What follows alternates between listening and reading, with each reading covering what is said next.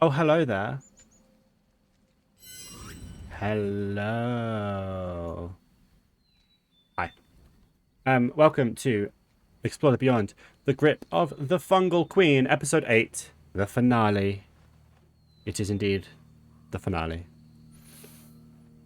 I hope you're all doing well. I am.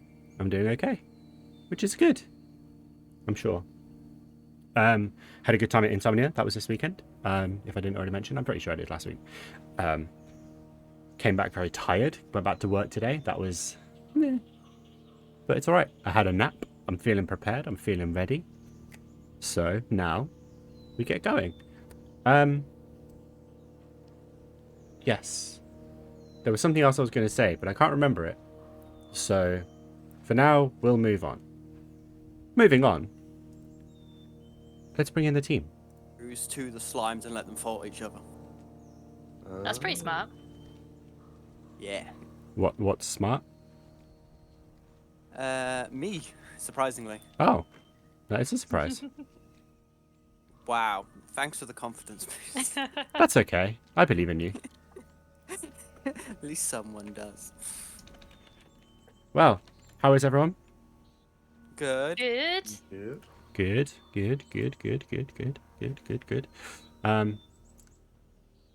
I think we should play D&D. But before that, I think Josh should do a quick catch-up of last week's session for us so that we know what's going on and where we are. Yes, because we had a break. No, we didn't. That was the week before. Was it? Wait, no, you played Baldur's Gate last week. No, I didn't. That was the week before. Was it? Oh, well, my time's all screwed up. It's okay, Josh. Don't I worry. told you, I haven't slept in like 3 days. It's going to be interesting. It's okay. We started off walking into the weird mushroom land. And ended up by a pond with a campsite that looked like someone lived there. We decided to sit down and Gravel, the puppet of Grant, ends up getting tossed into the fire and then ends up disappearing. The group decide to look for him unsuccessfully while Alura hears laughing constantly. So we decide to just leave and basically for our lives. Then an evil version of Grant appears and starts attacking the group. After a very close battle, with Grant nearly winning. Of who nearly winning? The group decide the puppet runs, or evil Grant runs away again, and the group head off and actually, after walking around in circles for a while, realize that if they think about a place, that they might be able to go there, so they try, and we go back to Malek's lair, Malachi's lair, and we basically take a long rest there and try and figure out what our next plan is. And in doing that, Grant has a bunch of visions. One of the puppet, one of the world tree, but doesn't really know what they mean, and we basically as a group decide that we should just now go straight for the world tree to find out what's going on and hopefully save it. Okay, nice. And I believe we left with you leaving the cave. Yeah, we just got out. Yeah, so you've just left the cave and are now heading in the direction of the world tree, which took you a minute or took you a little while to work out where it is. I think it's Tulip's navigation wasn't quite back in synchronicity with the real world. But Alura turned him round and you turned back into the correct direction, finding your way to the destination for which you are heading towards. The journey is difficult. You're running out of torches and you have a very thick evolving layer of lasagna fungus to get through. So, for this, I'm going to need information on how you plan to deal with this problem, while with also an accompanying survival roll or two, please. From whomstever would like to take part. I guess we've all got our little cloths up above our face, right? Yeah. Yes, so you're safe from floating spores, but do you feel that the three of you would feel comfortable enough walking through the lasagna fungus?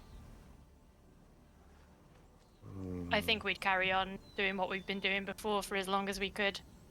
Okay. Yeah, until the I torches would. run out.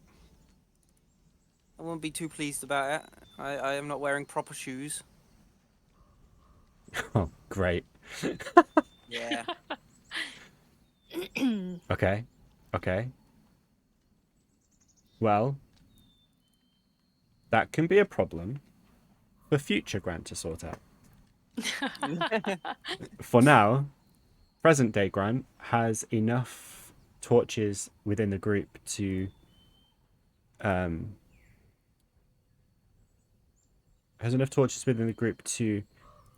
clear the fungus out of the way and create a path. This continues for how many torches do the three of you have combined?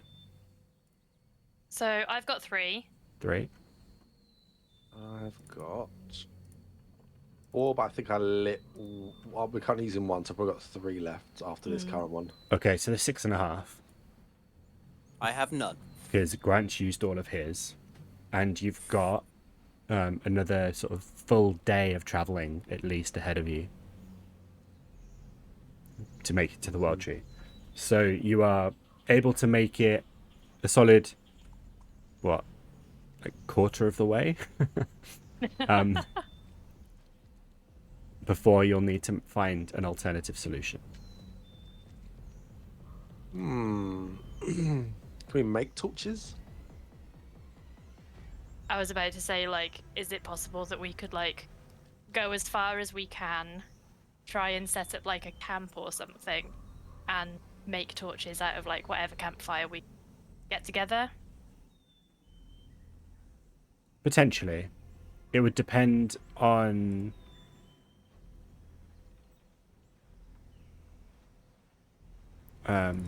what materials you have to hand. Torches are made from like sticks, essentially, with rags wrapped around them that are doused in a slow burning liquid, which is what gives them their longevity. It would be difficult to make such a thing out in the middle of nowhere. Not to say it's impossible, just difficult. Does anyone have some flammable liquid on them? I have a tinderbox. Nope. Tinderbox as well. That's just flint and steel. Usually dry cloth soaked in light oil. The tinder. So maybe we could use some tinder for a couple. But don't know how long it'll last. Guess we can try to see what we can find on the way, if anything. Yeah, you feel free. But also we know it's now heat, not just fire, right? Mm-hmm. Yeah. It's not necessarily the fire itself. It is more the heat that it radiates that clears the path, because I believe Alura has a spell that she tried, but it only produces the flame, not the heat, or only produces the light, not the heat, and that didn't work. Right. So I tried Sacred Flame before, which is radiant, so it didn't do anything. Mm-hmm. I do have Continual Flame, but that's what you're thinking of, where it does the light but creates no heat and no oxygen. Right. Okay, that makes sense. Have you got any cantrips you can learn on the rest? No. No. 2 Once I seconds. pick my cantrips, they stay the same. Oh, of course. Hmm. And literally everything else is like nothing to do with fire. Right, and I got one idea. Maybe, Mm. like, what if we've got like, what have we got in our like packs? Like, have we got like something we cook our meals in? Like, we make stews and stuff in like a hot pot or like I don't know, a cooking pot, right? I have a mess kit. What would happen if we were to heat up a hot pot, cooking pot, and then just like have that suspended in front of us? Would that be enough heat? I don't think it'd stay hot enough for long enough. It might be enough for a few hours. We can just do another one. Just reheat it with just get some wood and just make another campfire, heat it back up again, and keep moving on. It's a risk I really don't want to mess about with. Like if you like filled a pot full of like, I don't know, even if you put you put a fire. What if you like made a fire inside a cooking pot? That's gonna like do some heat. Keep throwing little sticks inside it to keep it going. That'd radiate a good amount of heat.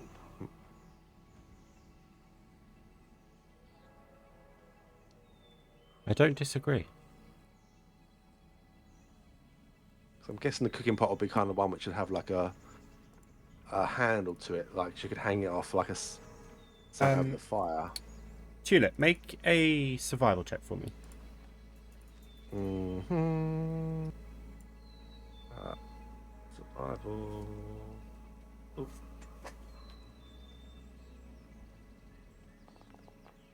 Oof.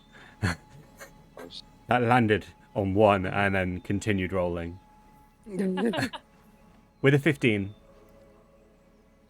you are aware of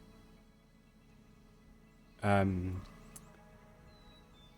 necessarily specifically, but definitely your experience of people who smoke, for example, who smoke pipes and stuff like that. They put dried plant matter in a pipe, crush it down and burn it, and it slow burns. Religious ceremonies and prayers to deities, something that Alura probably might know something about, also have sensors which burns herbs and such in the sensor, and it releases the smoke but also burns very slowly, releasing heat at the same time. It's quite possible that if you were able to find an area that still has some living plant matter like this, you might be able to, with your kind of knowledge and experience of the great outdoors and Allura's proficiency with religious ceremonies especially, the two of you might be able to concoct something that you could kind of hold out in front of you like a torch that burns for longer. Maybe not quite as much heat, but would potentially act as an alternative to just relying on torches. Okay. Well, so will we like make torches out of that, or do you mean like if we put it in like I thought the cooking pot, we can? Yes. Okay, so throw loads of the plant matter inside there, let it slow burn, and it will radiate heat from the metal cooking pot. Mm-hmm. Okay, we can just like attach to like a stick to the top of it or something, tie it off. I mean, Grant has half a trident left. Didn't I throw that? Oh, did you? I don't remember. I thought you kept it. I don't think you. Maybe I did. Yeah, I pick it back. I'm pretty I sure picked you it back kept up. it, yeah. Yeah, use no, that I remember. or whatever.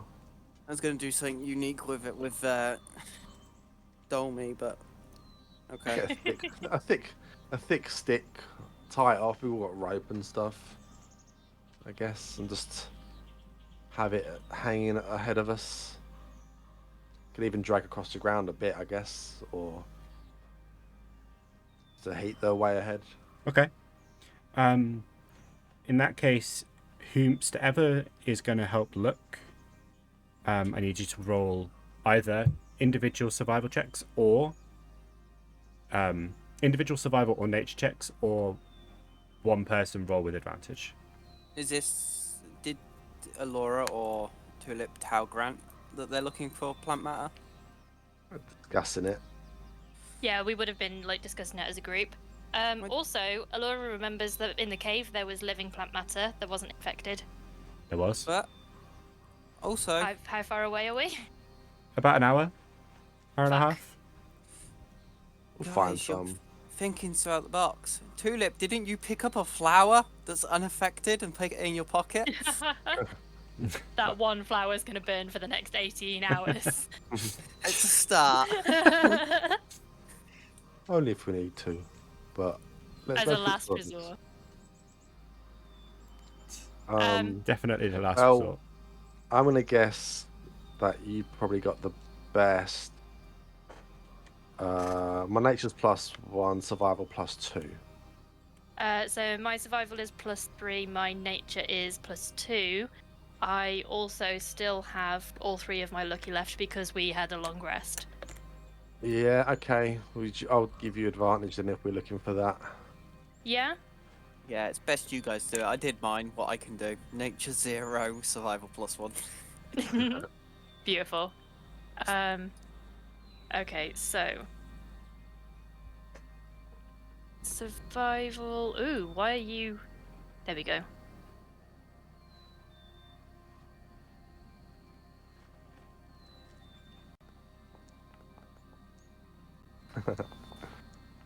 I do like how it re-rolls the ones because you're a halfling. Yeah. 18. Okay. With an 18, it takes you a little while, and you kind of have to move as a group, as like a collective group, just to keep the area clear that you're walking on.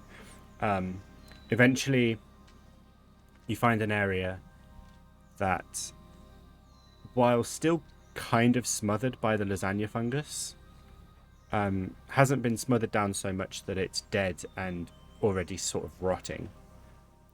The area of leaves and general underbrush that you find provides enough material that you could potentially burn it for a fairly long time and have some safe results. It does take you about half an hour to do, so it delays you by half an hour. However, it could also potentially gain you hours of extra distance without torches. Awesome. Good. So we'll just put them in the pot, start the fire, and Did we want to start the fire now, or did we want to keep them until we've used all the torches? how long? We've only been going a little bit, right? Yeah, you're coming up to about 2 hours now since you left the cave. We had a long rest in the cave, didn't we? Yeah. Actually, now that I've said it out loud, it might be best use the plants first, and then as we're traveling, I'll keep an eye out for more that we can use as well. Yeah, we can top up as we go. Mm-hmm. Yeah. And then save the torches in case we need it for emergency or something. Cool. So if we've gone 2 hours, then I'm probably down another torch then. Yes. So I'll just put myself down to 2. Okay, cool. Sure, we'll just use the pot for now then. We don't have to add them all right now anyway. We can save some. I don't know how much we've got. We could save some to keep it going. Maybe even we could put some sticks in there if we have to, just to give it different fuel. Yeah, The I mean, campfire can last a while. you know, if you find dry enough sticks that aren't just gonna smoke, essentially, like just fizzle into smoke, then you could potentially get quite a good, you know, essentially, a little bonfire in the cooking pot. There we go. Yeah. Um, Okay. And then so we keep an eye out for stuff on the way. yes, Yeah. makes sense, and just keep topping it up. Okay, next question: are you going to how quickly are you moving? Are you moving fairly quickly to try and get to the destination quicker, or are you moving at moderate speed, but gonna power through without a long rest to try and get there sooner? Ooh. I don't I think would- it'd be a good idea to push ourselves to the point of exhaustion. No. Yeah. How long till we get there, roughly? Just under a day and a half, I think. Yeah, would be too long for us to just try and push through. It's about 36 hours. It'd be about 34 hours at this point. That'd be a couple of rests. I mean, we could push the start maybe, and then if we can rest, we can recover from exhaustion. When we get nearer. Mm. I'm just worried about if we'll get chance to, you know. Yeah. Like, I'm not saying we should slack at all. Like, you know, it's definitely speed is needed, but just wary of getting there and not being able to do anything we need to do, you know. We'll only be slightly hindered if we get caught out, but I think as long as we make sure we rest when we know we're quite close, maybe, I don't know. But then we don't Yeah. go for 30 odd hours, do we? So No. do you maybe push through the first night and then just rest up normally? Okay. Is that alright with everyone though? I don't... Yeah. I think that is, going to be our best option without either doing multiple rests or just making ourselves too weak to even continue. So, Bearing in mind, a day of walking, basically an adventuring day would consist of 8 hours of walking. I think it's eight hours of sort of traveling and exertion, 8 hours of rest, and then 8 hours of in between. I think I might have that wrong. Bear with me. Adventuring. No, not adventuring Fae. Adventuring day. Come on, there we go. Ivy. so what you're saying is Please, we no walk more for Fae. 24 hours, Fae. get a bunch of exhaustion, and then do a long rest to get rid of it all. No, because it A takes long rest will only take one. exactly. Oh, Chloe knows what's up. That's Yeah. kind of what I'm trying to say, though, is you could rest, you could power through for the 24 hours, for example, have a long rest, but you'd probably accumulate 2 points of exhaustion.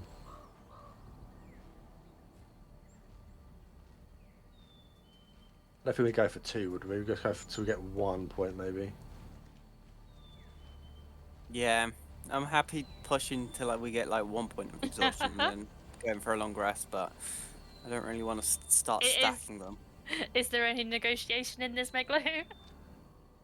Wow. I mean, you go for as long as you want to.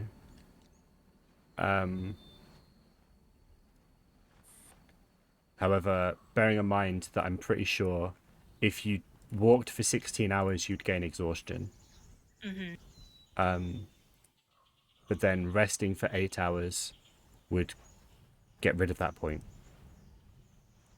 And then all you've got is sort of somewhere around 8 to 10 hours of traveling left before you get there. It's difficult to tell because the world tree is just so big, the proportions are so different that it's hard to really decipher how far away it actually is, you know?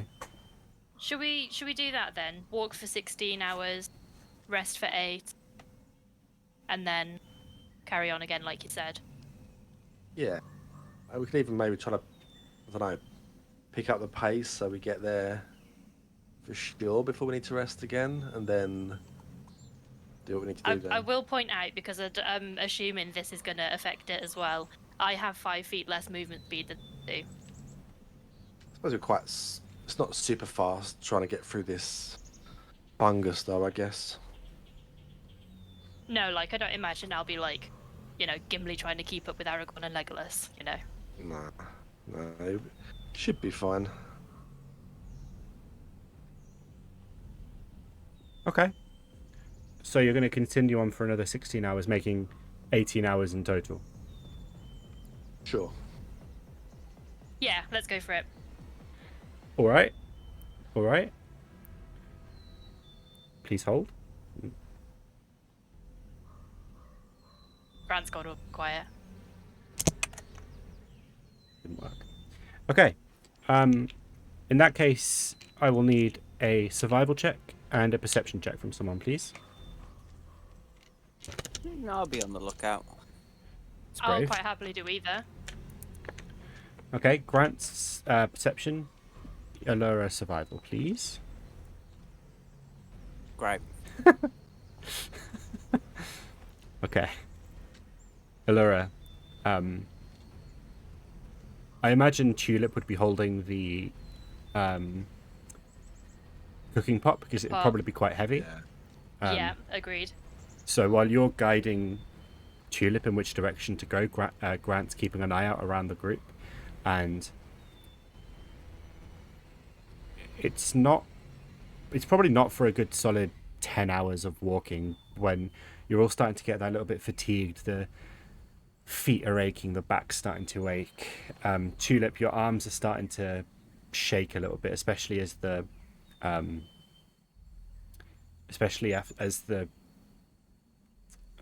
cooking pot just seems to be getting heavier, even though you're really strong.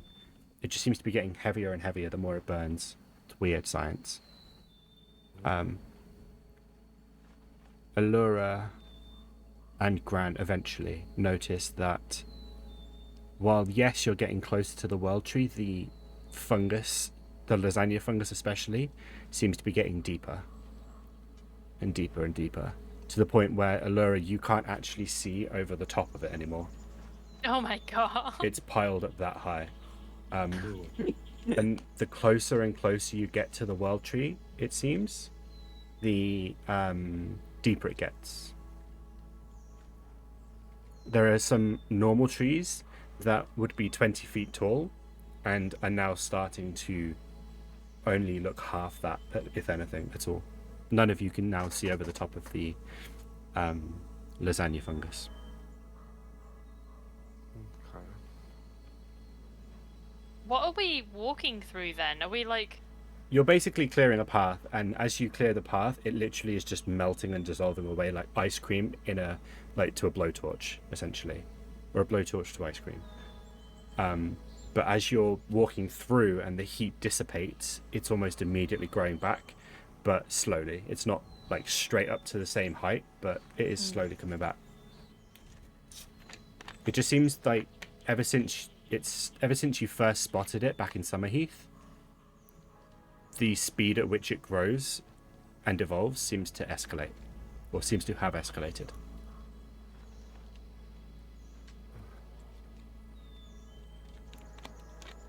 Okay. Do you find is that survival check also for finding more stuff for the pot? Can be, yeah. You managed to keep it updated and keep it going fairly reasonably. It's keeping you going. As you approach the end of your walking time and it becomes time to set up camp,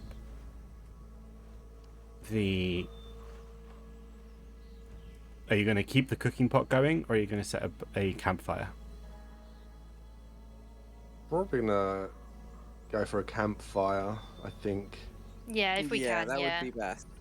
Maybe mold. Well, it depends how much space it's going to give us, but I don't know if we want to do multiple ones, but Well, in the space you've got, you could might set be up a couple. Can you set up like three in like a triangle position between us, and then all just be like in the middle of them? yeah, something like that, and just eat rations or something. Yeah. Because the cooking pot's not going to be very useful. In use. Okay, we'll do that. 3 triangular campfires. Bed rolls out. Okay. in turns for watches, I guess. I'd imagine so. 3 hours each. Yeah. We all Okay. got 1 exhaustion though, so what? at It the would be moment? perception checks with disadvantage. Okay. No, perception checks with -1. Sorry. Okay. Yeah. That's actually not so bad. Yeah. It's not so bad when it's 1 for a perception check once. If yeah. you'd have powered through and ended up with 2 exhaustion points, and you go into a potential fight with -2 to everything, that's Yeah. when the problems start. Yeah. Yeah, that's not fun. All right, so who's going to watch first? Grant will volunteer to watch first, since everyone let him sleep and recover back in the cave. Okay. Oh, how is Grant looking once we finished walking as well? Tired. Tired, definitely. The look of fatigue that he's had is still there quite considerably. Yeah. However, whoops. Medically, he's still pretty sound, yeah. Yeah. Fine. Although, Grant, you do still have your half hit point maximum. Yep.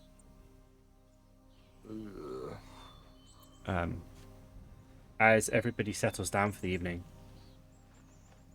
and Grant starts your watch, I need you to roll a perception check for me, please. Let's see. Ah, not too bad. Nice, 17. 16. Okay. 17. 16 -1, yep. Yeah. I'm glad you remembered.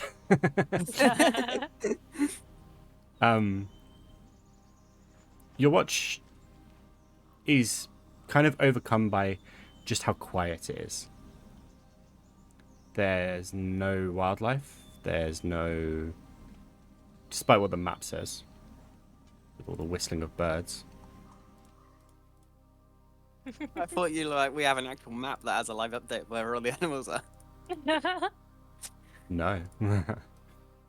I just didn't realise the ambience was there. There's no sound. No wildlife. No birdsong. Snoring from Tulip and Alura is the only thing keeping you company as you take your watch. Until you start dozing off. It happens naturally. It's been a long day of walking. You've had a stressful couple of days. I need you to roll a wisdom saving throw for me. Oh no.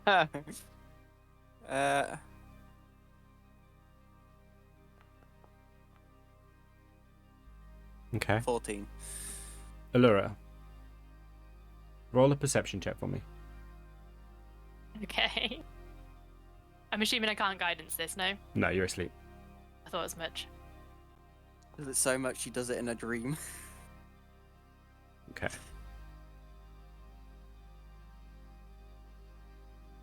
Follow-up question.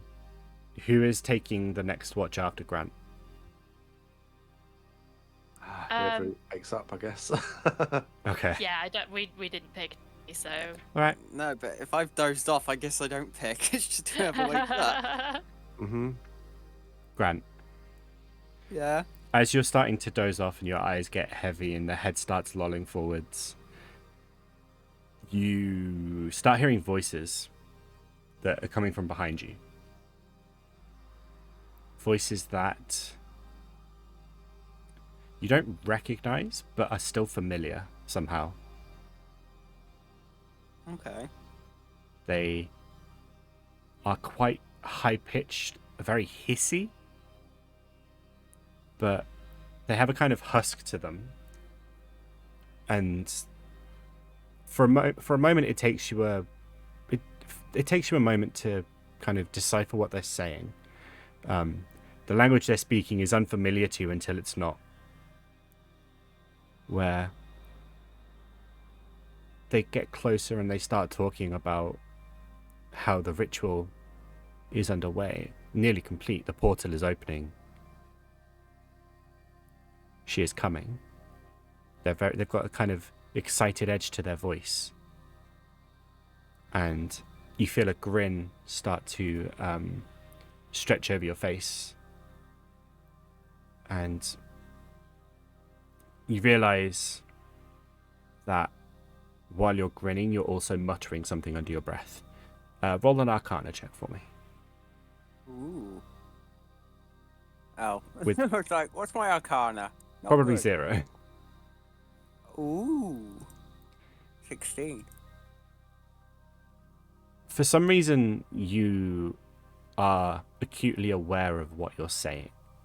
The words you're saying are in a language that up until this point you didn't realize you could speak, let alone understand and be able to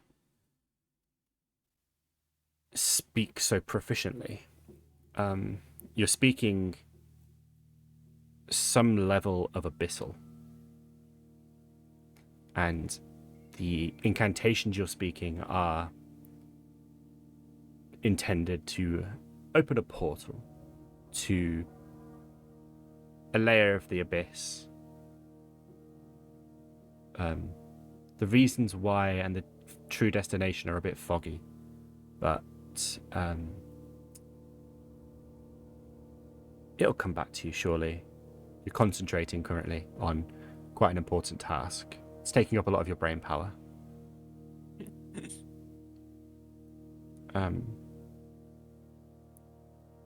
You eventually wake up.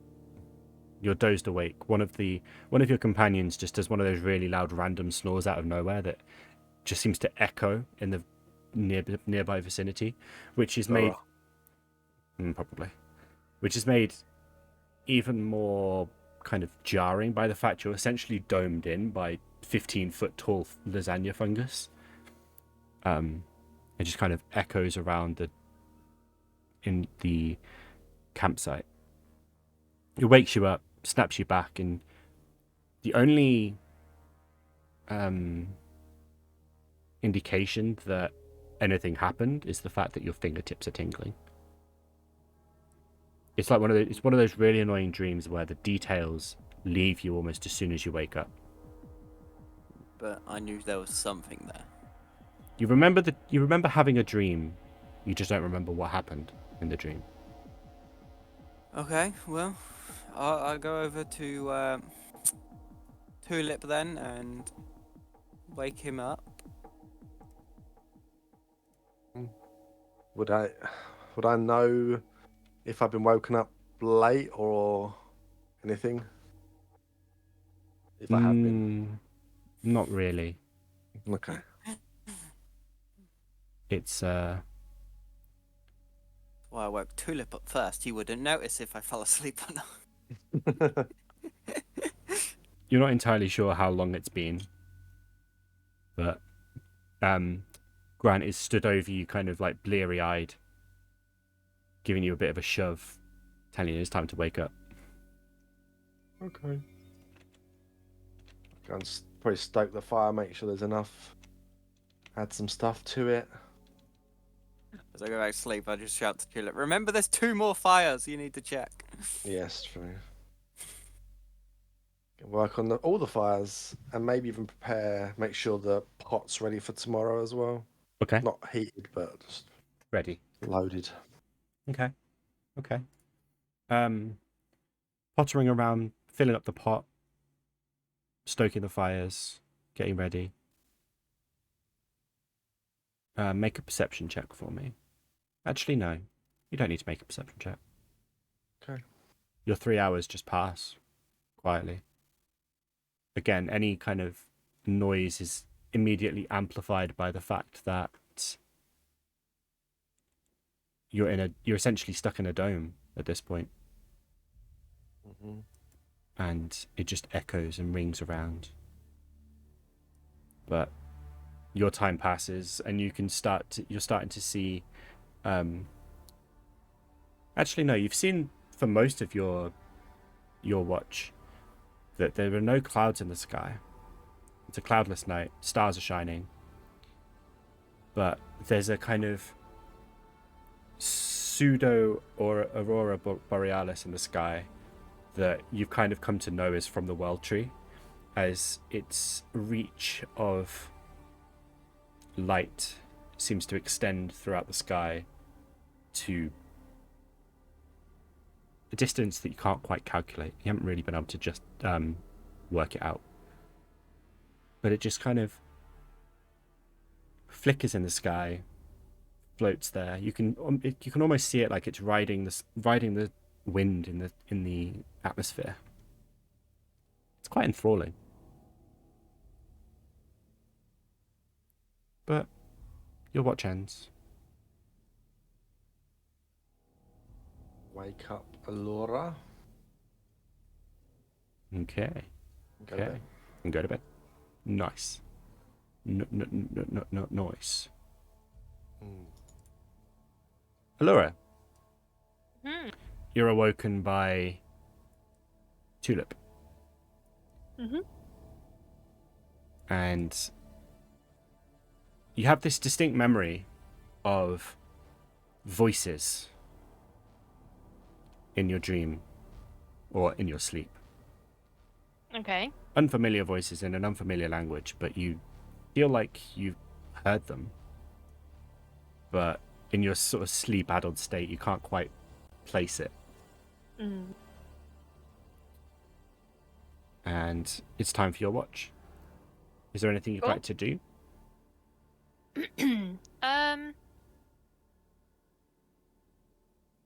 Not specifically. Maybe just make sure the campfires are doing okay, and keep an eye out in case anything tries to ambush us. Okay.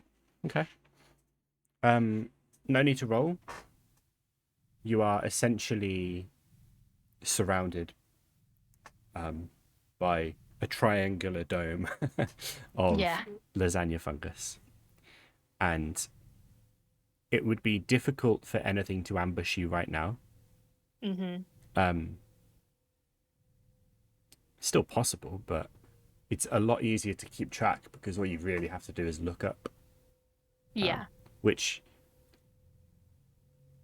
at least gives you a good idea of what way to head in the morning when everyone's awake, because you can see what direction the light is coming from the world tree. And that is useful as it's you can't really see where you're going right now. Or where you would need to be going. It's just a wall. Just literally, it literally is a moving wall. It's trying to expand back into the space that's being left open, but the fire, like the heat, is keeping it, is like repelling it. So it's sort of expanding in and then just retreating out again. It's an unusual sight. But your watch ends. Daylight takes over, and the three of you are now awake, breaking camp.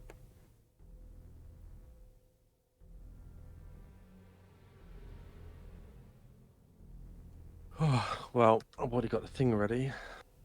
The pot. And we think, what, like a day, 8 hours walk? Something like that, yeah. It might take you a little longer just to try and work out the correct direction again, because your view is entirely blocked. But you should have plenty of time to get there with what you've got left. Okay. So same formation as yesterday. Yeah. Yep. All right.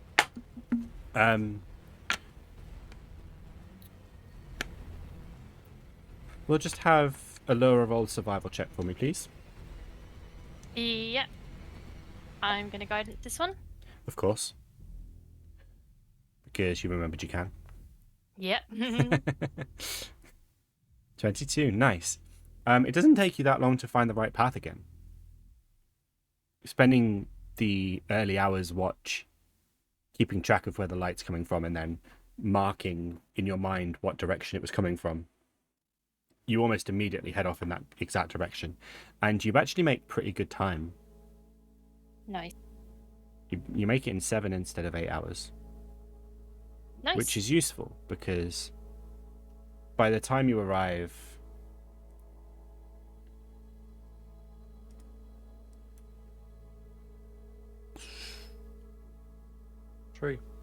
Tree. You arrive at the base of what looks to be a moat, essentially, surrounding. You come out of the tree line, and are hit immediately by the sheer gargantuan size of this tree. It is so monumentally tall that it looks like it actually reaches into the clouds, into the sky, so far above that you can't even comprehend.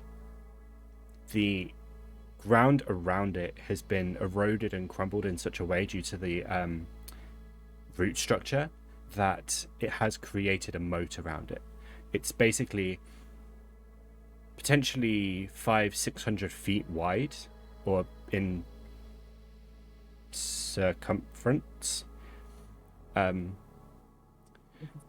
trying to remember which one. My brain's blanked. And Around. It's 500 to 600 feet around, from side to side, and it's just essentially on its own little island. To cross, you have to essentially make it onto this bottom route that you're on now, and walk across it.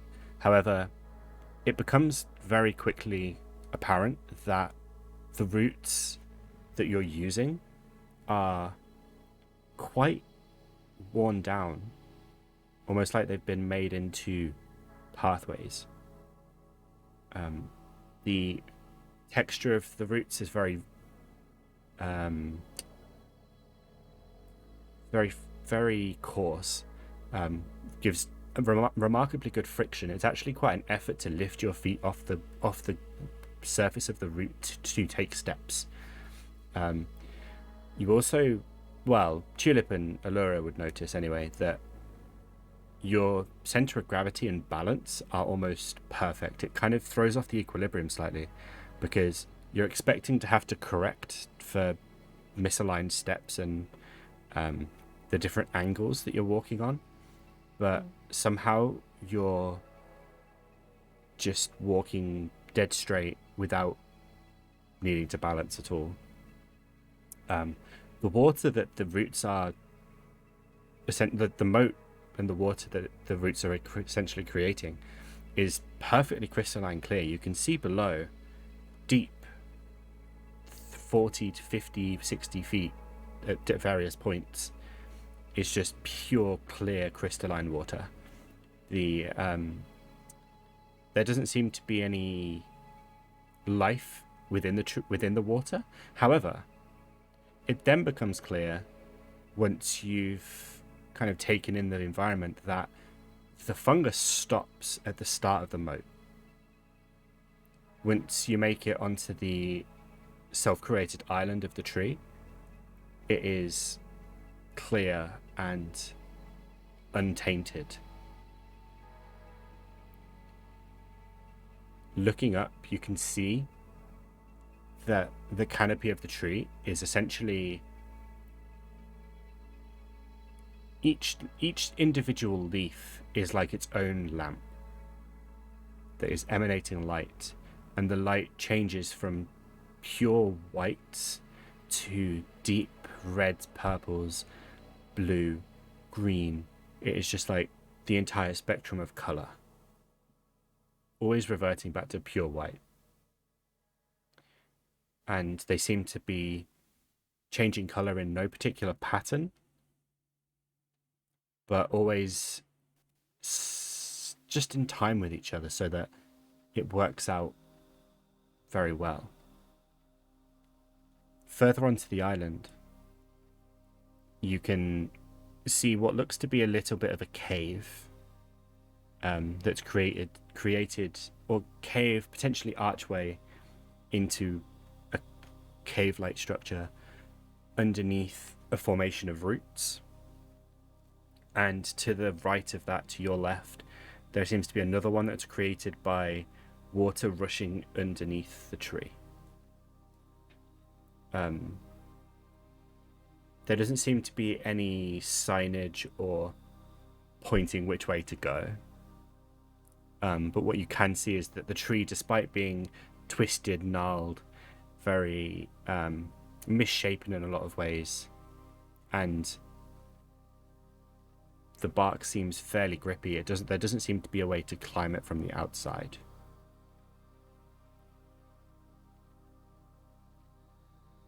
Alura, Yes. roll me either history, arcana, or religion check for me, please. Okay. I'll do a religion. Mm-hmm. And I'm assuming I can guidance this also? Yeah.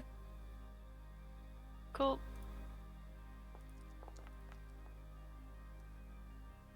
$18. Oh, that'll do it. Nice. There are many folklore stories about the World Tree. There are at least 3 scattered around the known land. This one. There's one stuck in the Shattered Isles somewhere that is more of a legend than accepted truth. It was allegedly found once, but never found again. Mm-hmm. And then there's one off in a distant land that you don't remember the name of. Each one is rumored to possess some kind of power, be that power to grant magical ability or actually suck away the magic of people, beings, and things. But no one's entirely sure. It's all very kind of speculative and based entirely on conjecture and rumor. No one has been able to study them to a suitable standard. Mm-hmm. However, now that you are looking upon it, you can feel as a magical being, as someone who is possessed of divine magic, you can feel that there is some kind of magic being emanated from this structure, from this growth of the earth. Mm-hmm. Be that necessarily divine magic or perhaps arcane, it doesn't matter. It is inherently magic.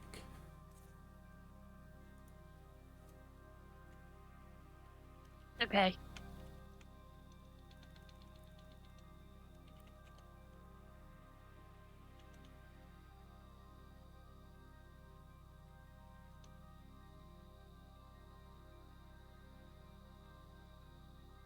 Are we going in?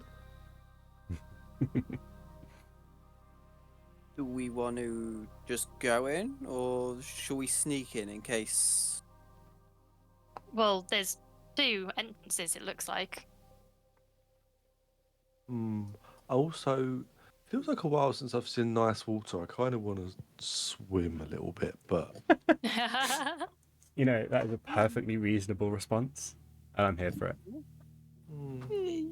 probably Maybe not. when we come out. Sacrificing any Yes. brain cells for you to test it, Tulip.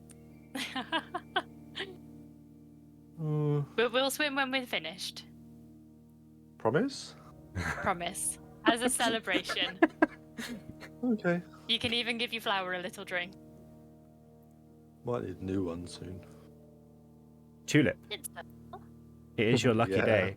You can see on the bank just dozens of wildflowers I arrayed. want to overfill my pocket Okay, with as many as I can cram in there. all right. You managed to pick up all sorts of different colours. Colours and breed combinations that you've never seen before, and it is glorious. You I'm gonna plant, keep the other one in there as well, though. of course, Unless of course. it's dead. You don't want to hurt its feelings by replacing it and just discarding it. Of course not. That would be rude.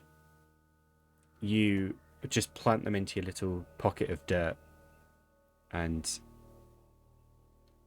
you feel warm from it. Like, you actually feel warmth emanating from the pocket dirt. Does this whole place feel warm? Not necessarily, but just the sheer action of taking the flowers and planting them in your pocket just kind of seems to give you a good warm feeling.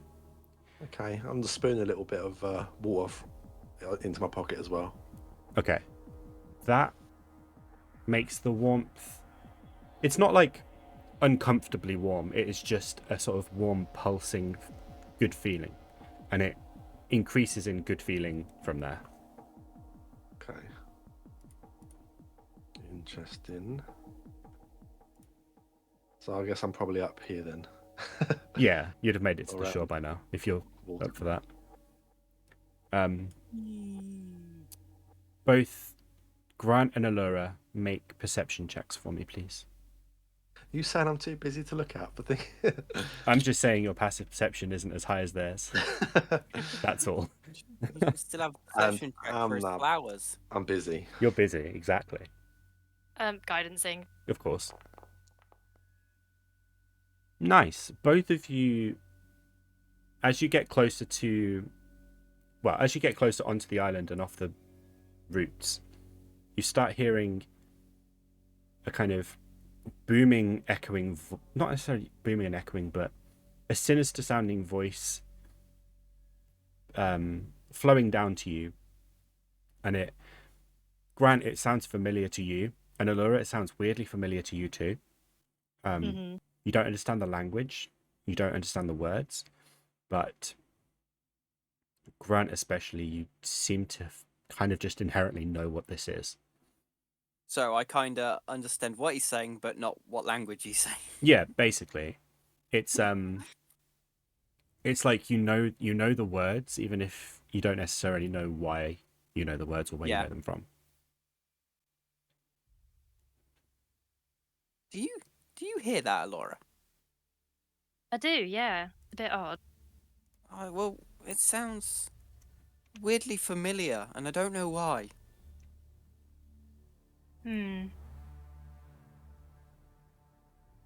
think we need to keep moving. Yeah, shall we?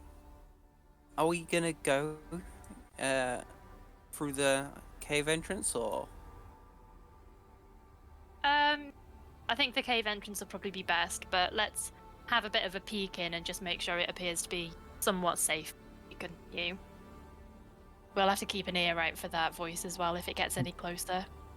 Yeah, we'll go to the entrance, and before entering, I'll give us some extra stealth. Okay, Sounds so good. you're going to do pass without trace.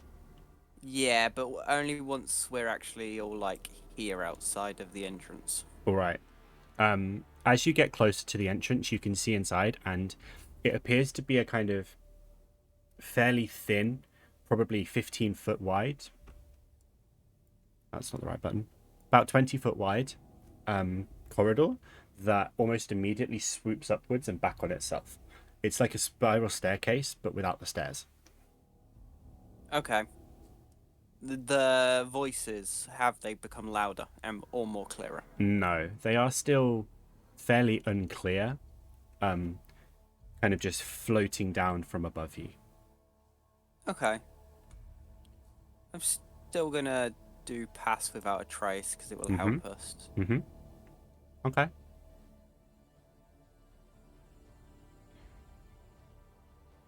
And right, guys, I think we should stealth into this cave and what looks to be up, and hopefully get a better look at what's going on up there. Sounds good to me. All right, everyone roll stealth for me, please. Plus 10. Yep. I'm just double checking. Yep, stealth disadvantage. Yeah. So. Stealth is disadvantage, but you've got the plus 10, so it's less bad. And I'm going to guidance it. Of course. Hey, that's not bad. Nice. It's 31. I literally saw it landing on the 5 and was like, no, please, no. Okay. As the three of you start heading into the cave, it is literally a spiral.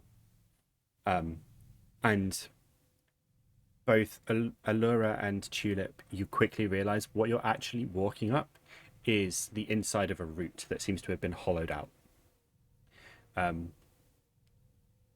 And as you're walking up, about 5 minutes of slow, stealthy walking, you get to a point where you can see slightly ahead of you that actually you may be stealthing, but I need what's the marching order? Who's going first? I suppose I would be, unless I'll anyone take just... the back. I Yeah. was gonna say Alura would either be in the middle or the back. She wouldn't go first. Okay, Grant, make an investigation check for me. Ooh, okay. I'll guidance you because I can see you looking. Mm-hmm. Yeah. Plus 4, Okay. plus D4. Come on, D4. 12, that's not bad. Grant, I'm going to swap scenes and you're all going to panic, but don't worry. Boom. Grant, Holy shit. you can see before you, as you kind of turn a corner, that you've exited a route and they're now into a now more sort of specifically designed corridor, inside which there are more routes, smaller, that appear to have people either hanging out of them or fused into them. Yeah. You manage to stop the group, so you'd be kind of like this-ish. You manage to stop the group before you get too far. You don't appear to have been noticed. Okay. Do they look like... Do they look fully attached, as if it would be a struggle for them to break free, or does it look like... Or wouldn't I know? It's difficult to tell. They look Okay. like they're part of the roots themselves. However, it's not necessarily possible to tell whether they've merged into the roots or whether they've grown from the roots. Okay. I am gonna try something. Okay, this can only end well. Can I see this one over here at 105, or is it too far around that corner? It would be somewhat obscured. Okay, we'll go for this one that's 85 feet then. Okay. I'm gonna shoot it with my blowgun. All right. And use, I'm gonna actually use my trait. Is it sniper shot? Yeah, sniper shot. So -5 penalty. Oh, sharpshooter. That's it, sharpshooter. All right. Okay. Go for it. Roll to hit for me. That misses. Ah, damn it. Roll a stealth check for me. Damn it, I was hoping that'd be too brain dead to realise. Quick, where's my Gatling gun version of these blowguns? In your imagination, Josh. Yes. Plus 10, 16. Okay. Yeah.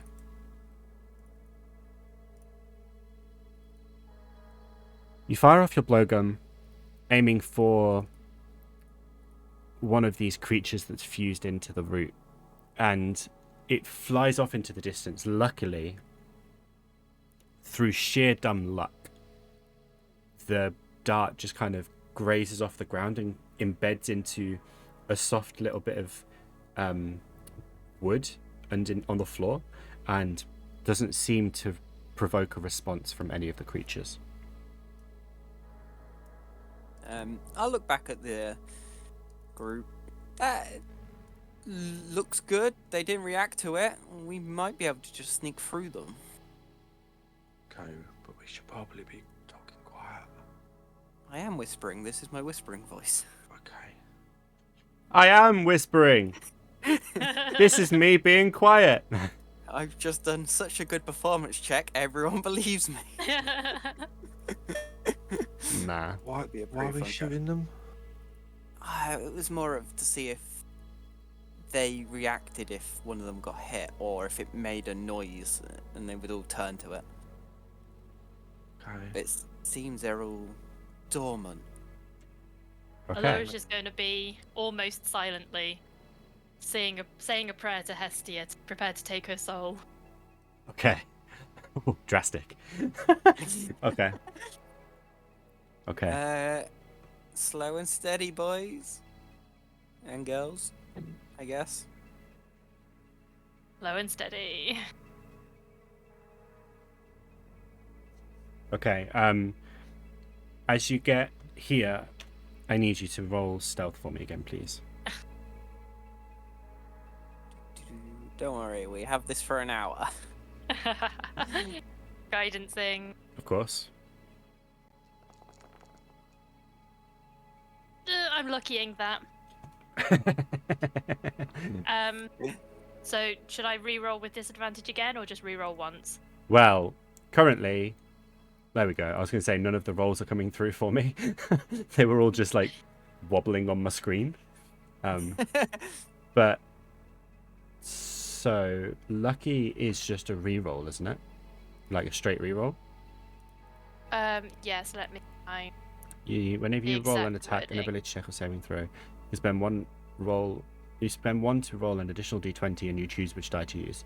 So yeah, just roll an extra one, and then if it's higher than your lowest score, then it count. Then you can choose which one to take. Oh, can you remember what my D4 was? 3. It was 3. Okay. If you click on the on the formula, it breaks it down for you. Oh, nice. So yeah, 15 would be 18. Yeah. Yeah, that's a better roll. Plus 10, yeah. Plus 10. Plus 10, so 25, 28. Everyone rolled 28. Huzzah! Oh, wow. It's a hat trick. Nice. Beautiful. Okay, so you can continue on for now. Slow and steady. Yeah. Being careful to step on bits of ground that seem a bit more solid to try and not disturb anything. I was thinking a bit more soft to make less noise. This is the inside of a tree. Anything that's soft in here could potentially send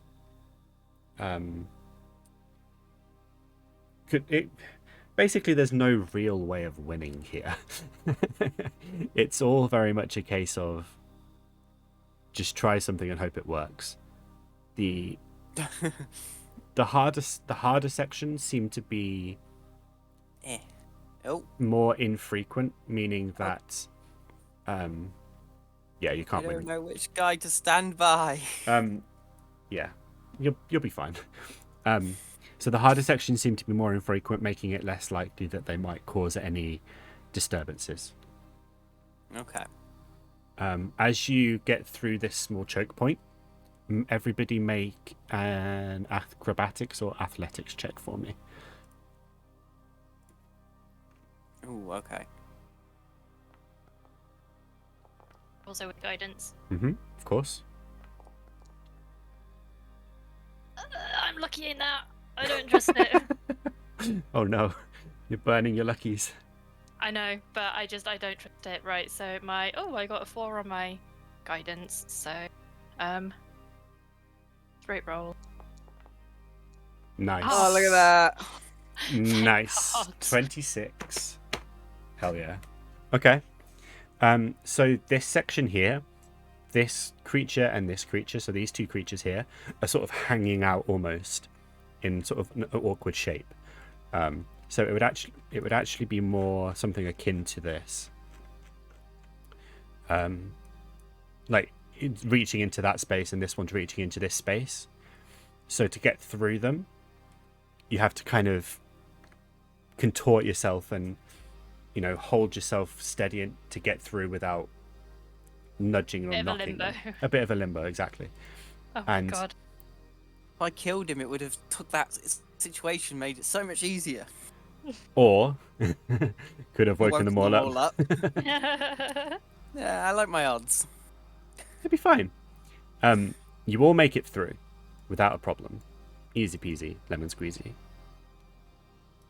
And now it's onwards to the next challenge.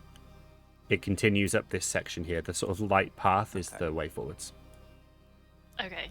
Where would the next challenge be? About here? Keep going. I'm going this way, guys. That might be a shortcut. As you Could get you to imagine? as you get to the bottom of these stairs, the steps are actually made of stone. They seem to have been put in there as a kind of solid base for a path, essentially. However, either the tree has grown or has changed shape since they were placed. Grant, being so kind of dexterous and in tune with your physical ability, gets down without a problem, and would probably, in fact, be a bit further ahead. Just Ooh. Alura, heavy armor, a bit less nimble in your heavy armor. As you're taking a step down, the steps are quite tall, especially for you being a halfling. And as you step down, your shield knocks against one of the stones and drags it out. Make a dexterity saving throw for me. No, Can I guidance saving? you No. can't. You technically can, I believe, but not in this situation. Okay, no. I will double So- check that just so that I'm clear. Oh, to one ability check, no saving throws. Yeah, no problem. So, normal. Rerolls. Okay, 13. Tulip. Mhm. Make a dexterity saving throw as well for me. Actually, make a dexterity check, not a saving throw, sorry.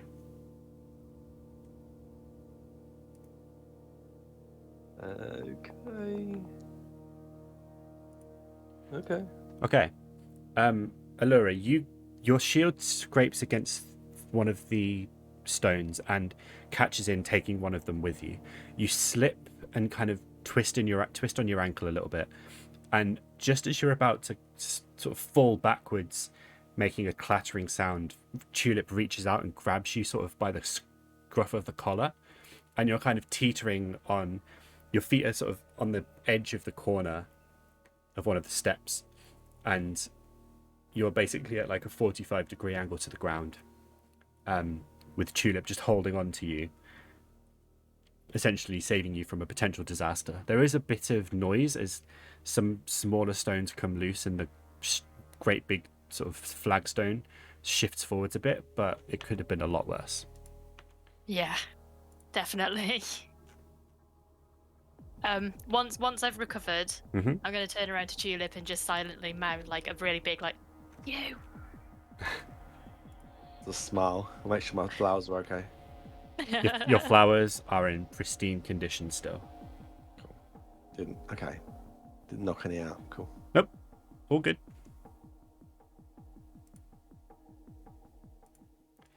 Continuing Moving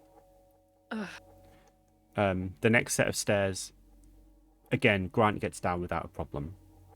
Woohoo for stairs. Although Alura and Tulip, I'll need you to both roll stealth checks again for me, please. Just Not because, me. not you, because you weren't part of the. Actually, no, everyone. We'll go with everyone, just for fairness, I'm guidancing mine again. of course. Oh dear.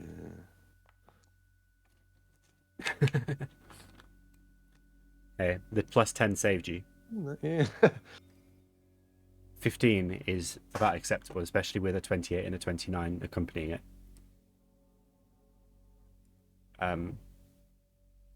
Tulip, you kind of mutter to yourself a little bit as you're tidying up your flowers in your pocket, as Allura kind of regains composure and darts after Grant.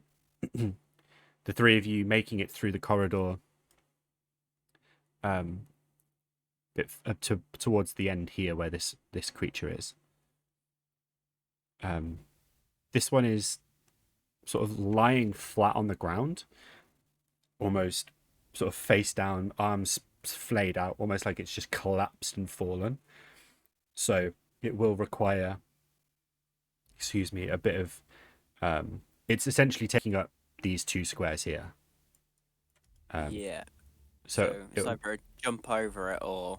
yes. It will require a bit of effort to get over without disturbing. What are we Okay. rolling?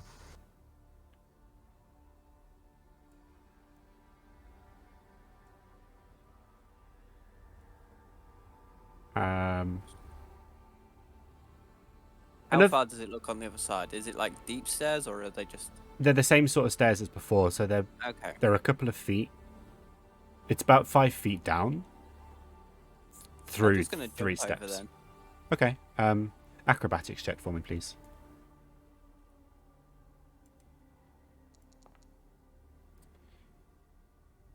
Okay. Easy. Without a problem. Just straight over. Land on your feet. Yeah. No drama. Like, Alura? move the space and turn around. Can I pass Alura over to Grant? It depends if Alura allows that. Alura will allow that, and will guidance you on your way as well. She's saying this as she's over Tulip's head as he's about to launch. Just literally. Passing over. It's only 5 foot down, and you're there, so I was hoping I can just Yeah, Long. do it's some kind of little over the top drop. another plan from Tulip that is unexpected from Tulip. Well, it's just saved her from falling over once. It's like next set of Yeah. stairs. Nah, just toss her over. Not properly.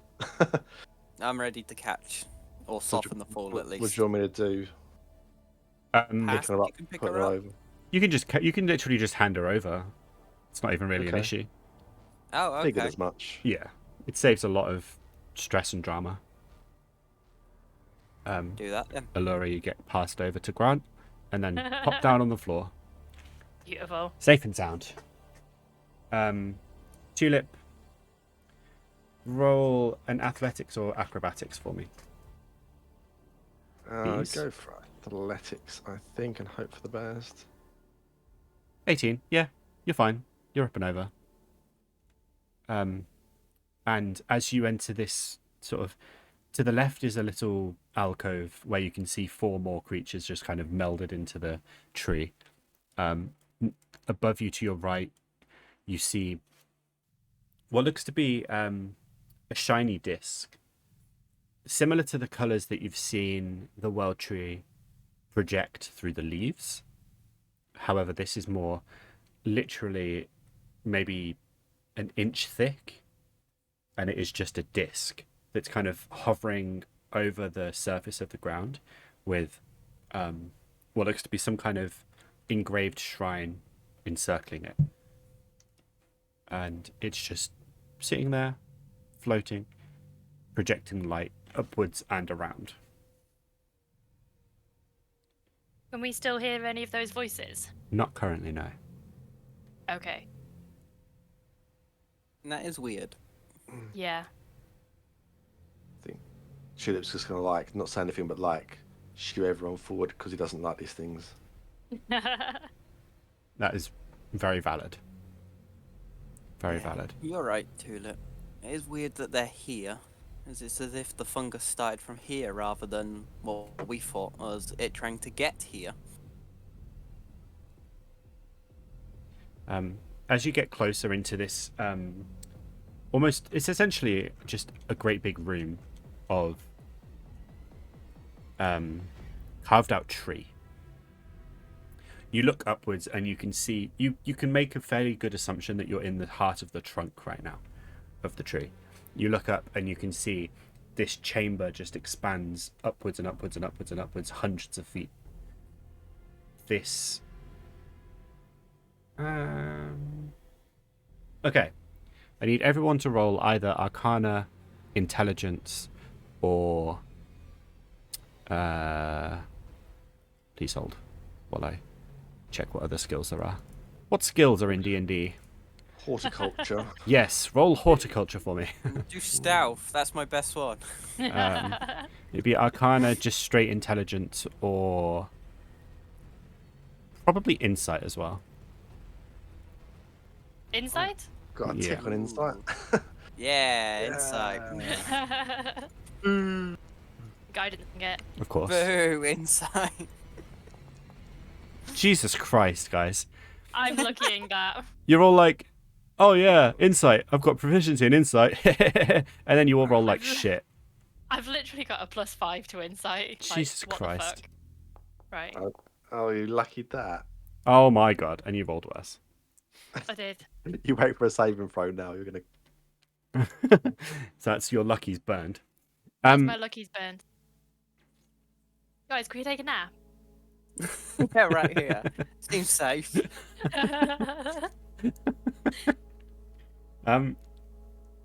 Even with those piss poor rolls, all of you are able to intuit that this would appear to be some kind of lift. What's a lift? Hmm. We don't have technology in this world. Some kind of device that lifts you from one level to another. Ah, levitation platform. Yes. That. So this thing, I'm guessing up, but could be down. The only way to find out is if we step on it, I guess. I mean, it definitely won't fall through it. No. I veto, I'm not going first this time. Last time that happened, there was a crazy doll after us. Why don't we just touch? Let me touch it. I'll just touch it Oh, with my are we all hand. getting on it first, or? Well, if I touch it, I'll see how solid it feels. Maybe. If you touch it, it seems fairly solid, almost like glass. It has a kind of sound to it. Okay. Can't hear it really, but I'm tapping on my desk. Too loudly, Tulip. You might wake up the dead. Okay. Let's there's nothing else around for us to see here, is there? Really? You have basically this corridor has essentially led to this chamber. Mm. Our options are to stealthily try and get back out, or murder a bunch of plant creatures, or take this platform somewhere. As soon as you all step on it, it just goes whoosh and shoots you upwards. Oh you my would God. you would expect to be kind of like affected by G-force or some kind of gravity feeling. However, you don't really have time. You're just literally immediately transported up to essentially it looks like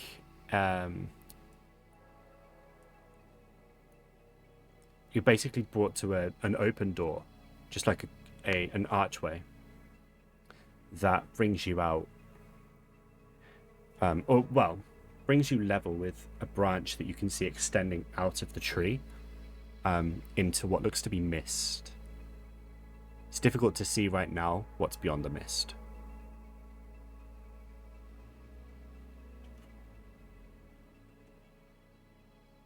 Anyone got a torch?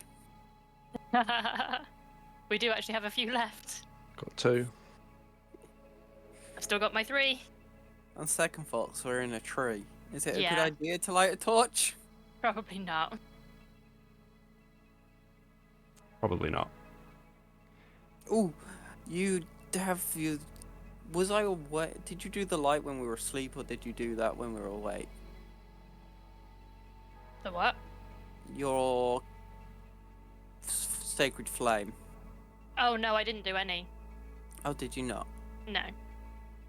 I can try and shoot a sacred flame into the mist, but spell says it has to be on a creature that you can see within range, so I don't know Oh. if I'd be able Okay. Well, we're fumbling about in the dark, guys. to. Careful not to bump into anything. Okay. Are you stepping off the platform onto the Yes. tree branch? All right.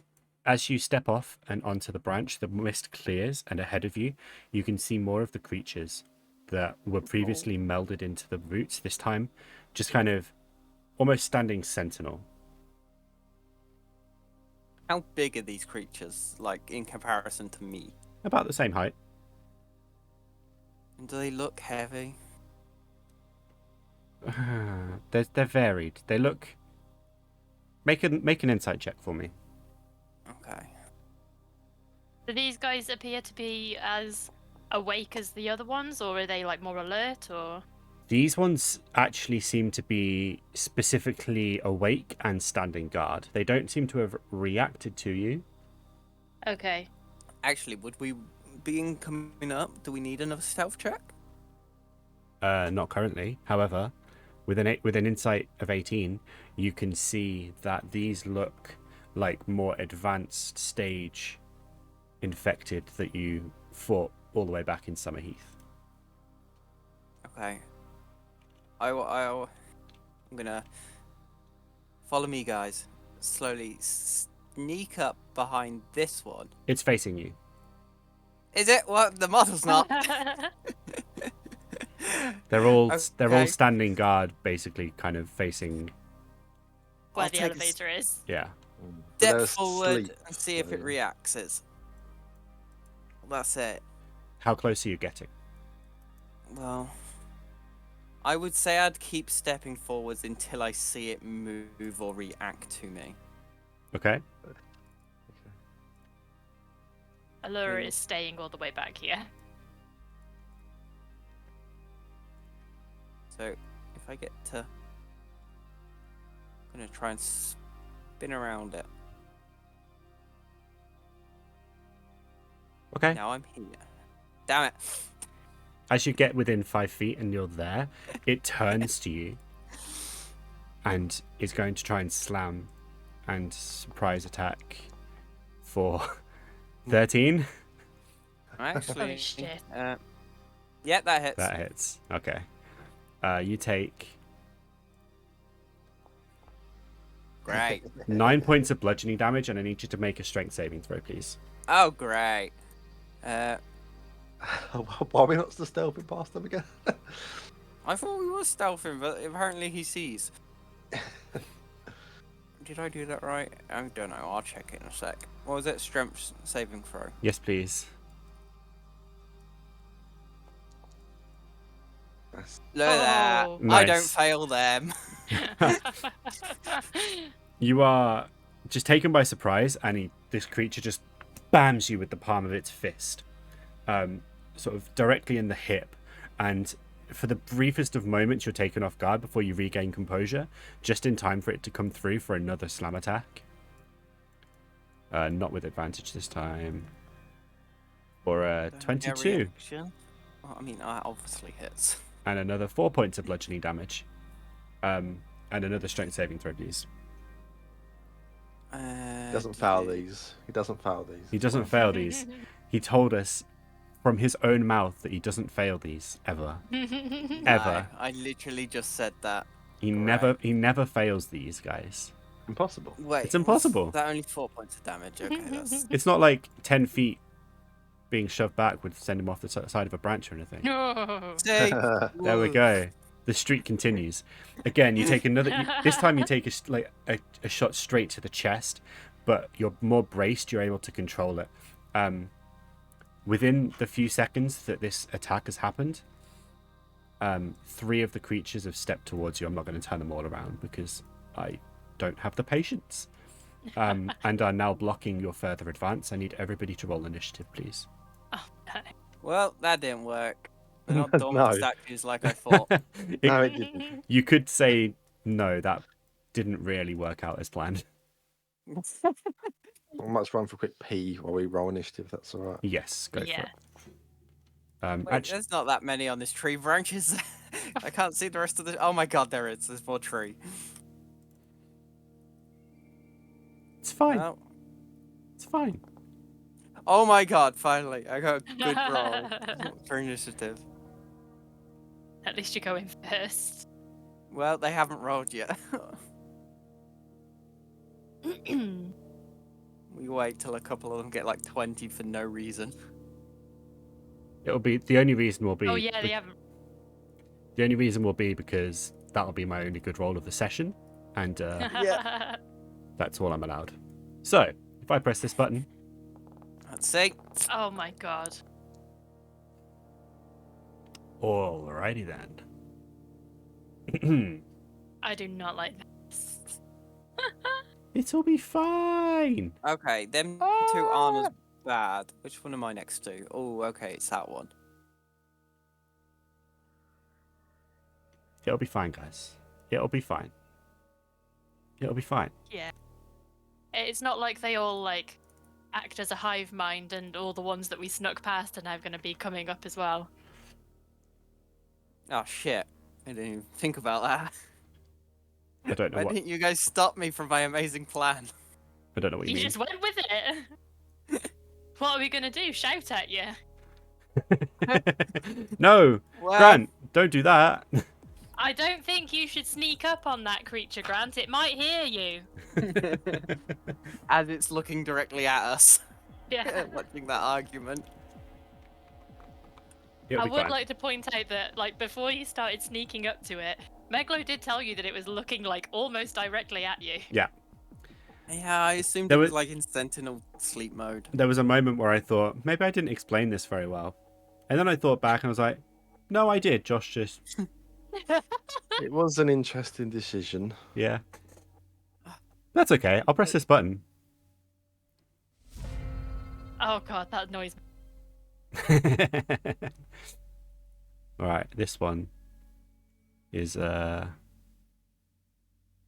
nice. Okay. Boom. Well, that's definitely not going in my favour. You'll be fine, Josh. What could possibly go wrong? Death could be. It's got a couple of hit points left, probably. 13 That hits.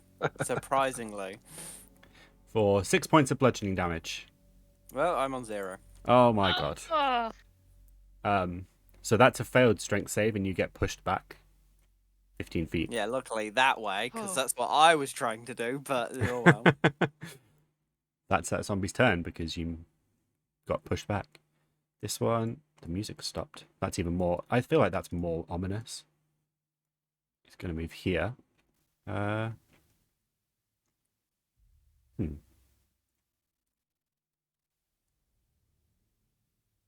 No.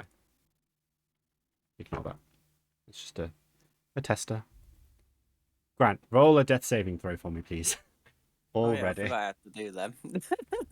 Already. Well, Oh god, that's definitely not ominous. could I just roll D20 because it's not letting me click the button. Sure. Roll it.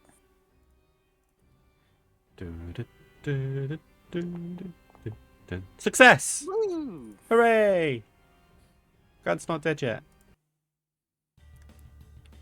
That's a bit more anime. Upbeat. Yeah. Okay, where's this guy? Bum, bum, bum, bum, bum, bum, bum, bum, bum, bum, bum, bum, bum, bum. Oh, thank god. Bum, bum, bum, bum, bum, bum. Bum, bum, bum, bum, bum, bum, bum, bum. Bum, bum, bum, bum, bum, bum. 5, 10, 15, 20, 25, 30, 35, 40, 45, 50, 55, 60. Nice. Where's this guy? Ha ha! Oh no. Turns towards Tulip and steps in. Prepare yourself, Tulip, for the mightiest of slams. Dum, dum, dum, dum, dum, dum, dum. Bum, bum, bum. 13. 18. Hits.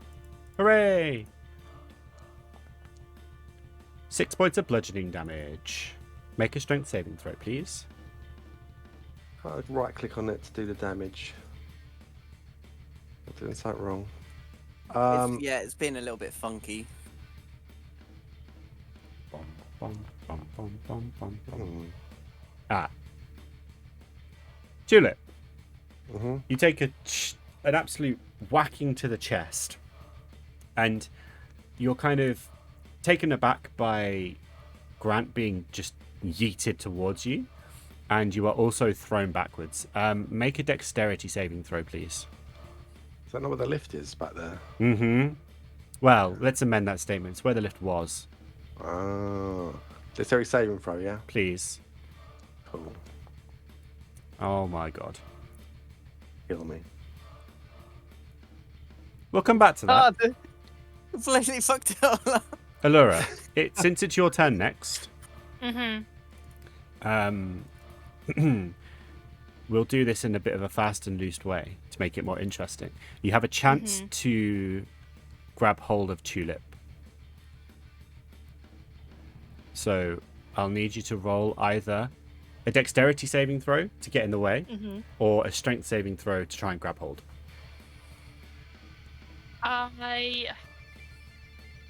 Or you can not react and see what happens.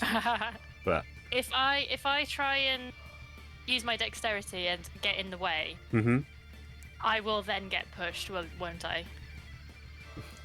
Not necessarily. What I'd imagine would happen is you try and jump in the way, and you'd knock him against this side wall, Right.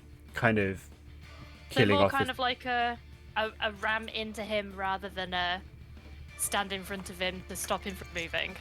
Yes, Okay. that's what I'm thinking. I'm not thinking of a self-sacrifice Me of instead. "Ah!" you know. Okay. I'm gonna try a dexterity saving throw Okay. because these have been so good to me in the past. And you don't have like feather fall or anything. I'm gonna double check, but I don't. So it's not something that I think I get. No.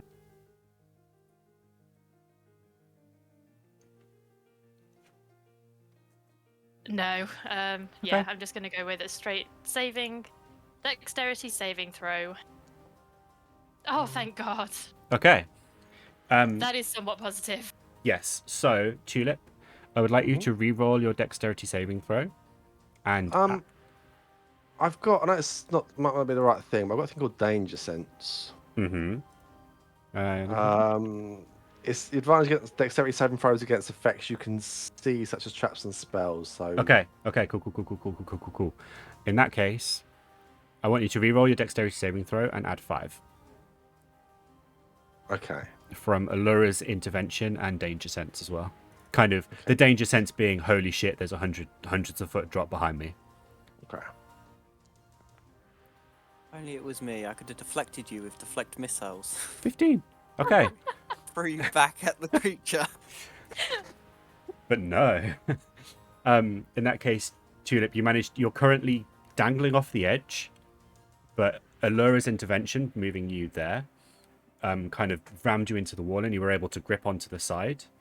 You lose your footing slightly, so you are dangling, but you are currently not falling, which is the important part. Yeah. I kind of want to die. That would just feel well bad that we all died. Just to throw Josh on a guilt trip. Honestly, this even isn't as half as guilt-filled as the koi.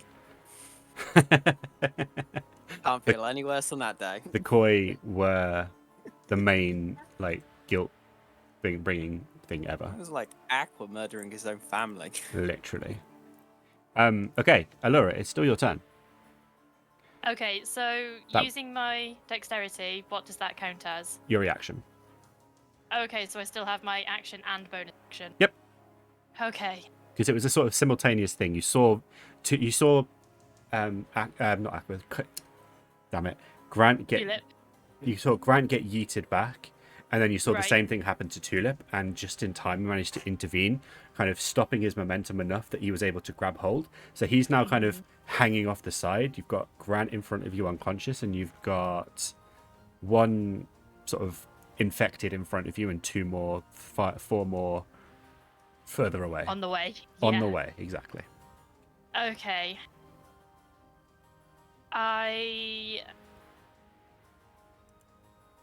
So if I want to get Grant up, not just stabilize, like back up, what do I have to do? Healing. I would be able to just cure wounds him and that would do it. Yep. He'd Okay. still be prone, but he would have hit points back. And if I upcast it, does he get those additional hit points? Yeah. Okay, cool. So yeah, in that case, because no offense to Tulip, I don't think I'm going to be strong enough to lift him up. So I'll be alright. I'm going to, if I move, I actually, so that's 10 feet I move then. No, I had 5 feet. Okay. So I'm going to upcast Cure Wounds to my second level. So roll, second level, cast spell, healing.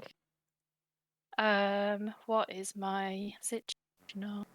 Actually, no, it's no situational because I've already got full hit points, so we ignore that. Oh, actually. That animation was perfectly timed with the music going, and it was really cool. Grant, you get 13 hit points back. Do I not, as a life cleric, get something to do with my something to do with like my channel divinity or something, where I heal 2 extra hit points per level? That is preserve life, I believe. Well, that's what I thought, but that is just the one on here is just telling me about you can restore 20 hit points and divide it among. Is that not then a later on channel divinity? Maybe because we're only level 4, aren't we? Yeah, It might I think be 5th level that I'm thinking. It's 6th level. It's blessed healer. That's what I'm thinking of. Yes. Healing spells you cast, Okay. and others heal you as well. When you cast a spell of first level higher that restores hit points, you regain hit points equal to 2 plus the spell's level. Yeah. Cool. Yeah, that's what I was thinking of. So just 13. Just 13, but that's still Yep. 80% of Grant's hit points, so that's fine. I know that feeling. Okay, and then as my bonus action, I am going to cast my spiritual weapon, Mm-hmm.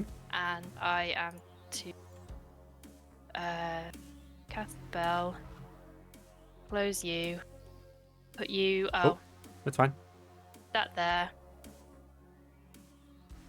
and I'm going to make it attack this one that is closest to us. So it's not letting me select it, so I don't know which one it is. That's fine. Oh, the second one down. Second one down. All right. The one with 17 initiative, yep. So it's going to attack that. So 1d20 plus 5.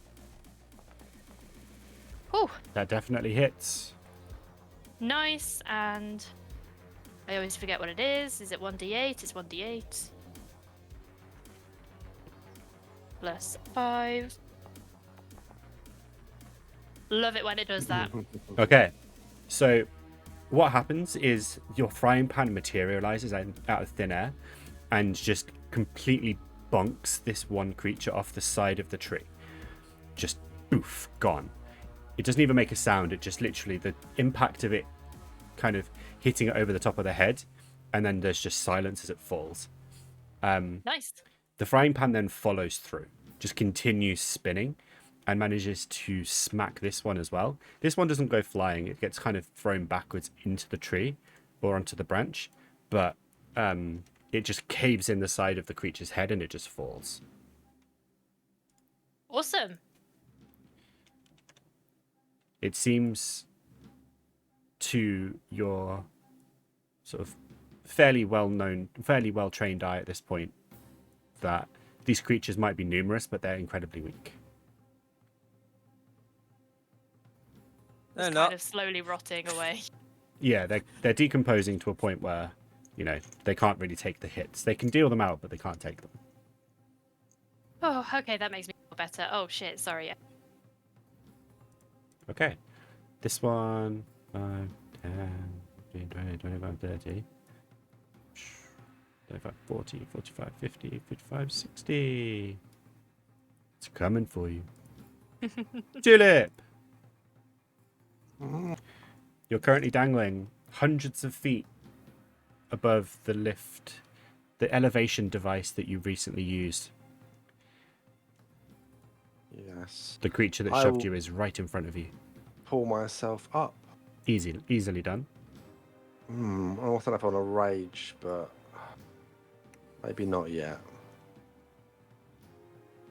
Maybe not yet. No, I'll just get up and I'll get into this one. I think. Okay. Oh, not that one. Not Grant this time. We'll see. I can follow through. It's fine. Both of Yeah. us Okay. off. Great. But now I'm probably going to hopefully... yeah, okay. I'll just swing at this one. Mm-hmm. It's a regular attack, I think. Okay. You have just seen 2 of them get absolutely demolished by 1 frying pan strike. Yeah, I also don't want to go reckless too much at the moment. Yep. Boom. 8. Easily enough, you just slice in a downward strike, completely dissecting this one in 2. It is Okay. donezo. Now I'm thinking, do I want to stay here where I just got pushed off nearly? No. No, I do not. Do I want to get too close so they can all hit me? Not really. Wise. That's very fair. So maybe I will just move forward a little bit. Ugh. I'll just stand in front of the grass for now, I guess, and just see what happens. Okay. Okay. Fair. Yeah, I'll probably do me. All Probably right. should have French.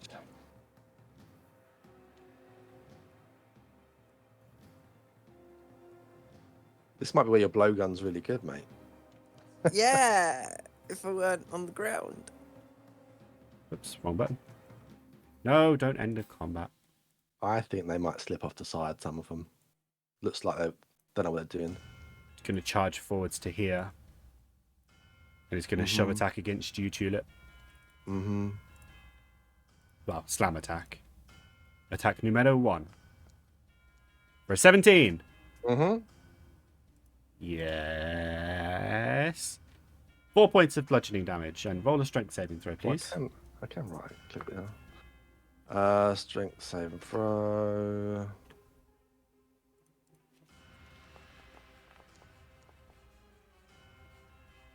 You successfully brace this time and are not shoved off the side. However, immediately as the right comes in to slam you, the left comes in quickly to follow for a 17 again. Mm-hmm. And this time you take 7 points of bludgeoning damage with another strength saving throw, please.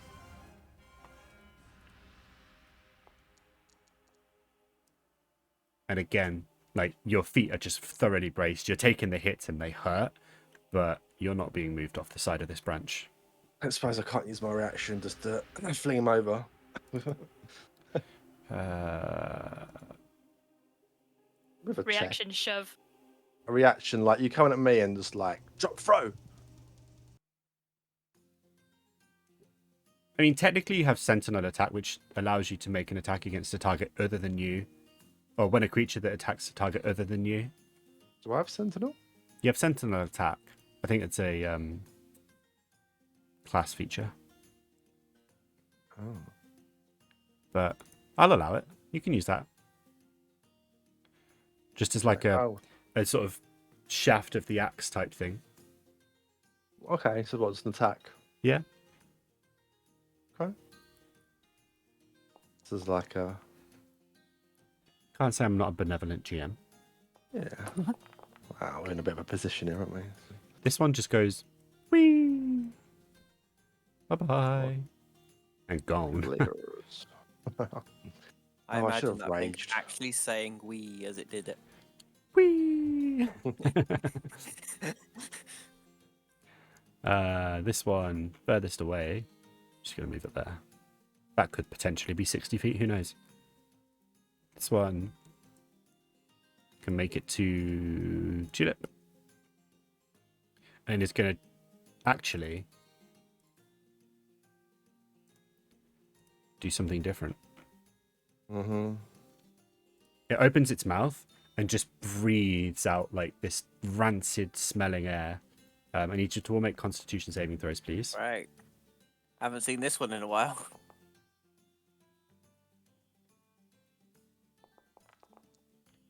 Oh, nice.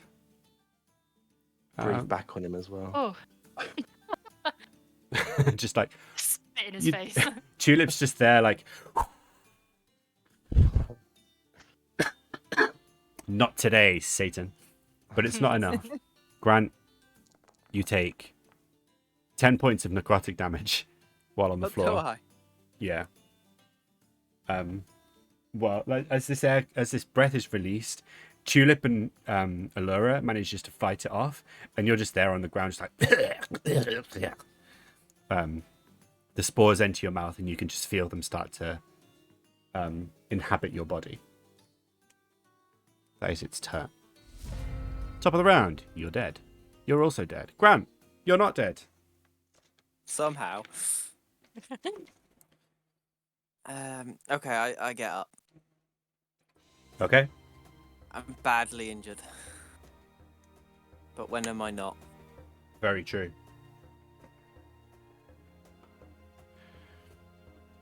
I'm gonna step to the side, move forwards, and I'm gonna Fury blows this guy.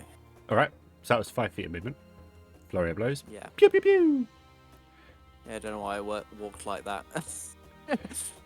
Style, panache. 15 hits. Yay. 5 points of bludgeoning damage, and its face just caves in. First punch. Woohoo! So you And still then- have enough movement to get down there. You still have your attack Yeah. and your second I'm gonna. flurry of blows. It's not even like I'm walking up to this guy. I'm pissed. I'm running. I'm charging, and then I'm gonna go in there with my second unarmed strike. Even though it shows my fist, it is my foot. I'm gonna kick him. Hopefully, push him off the edge. Nope. No. It's a brick wall. You still have your remained attack though. Oh yeah, I do. Because Well- flurry of blows is a bonus action. I'm just gonna hit him again. I'm gonna uppercut him. That hits for a 17. And And 5 again. 5 points of bludgeoning damage. You catch him under the chin, and his chin just shatters as it makes contact with the upper skull, and then your fist just continues through, and you just start essentially punching into what's left of its brain, and then your fist breaks through the top of its skull, so you've got like a skull vambrace now.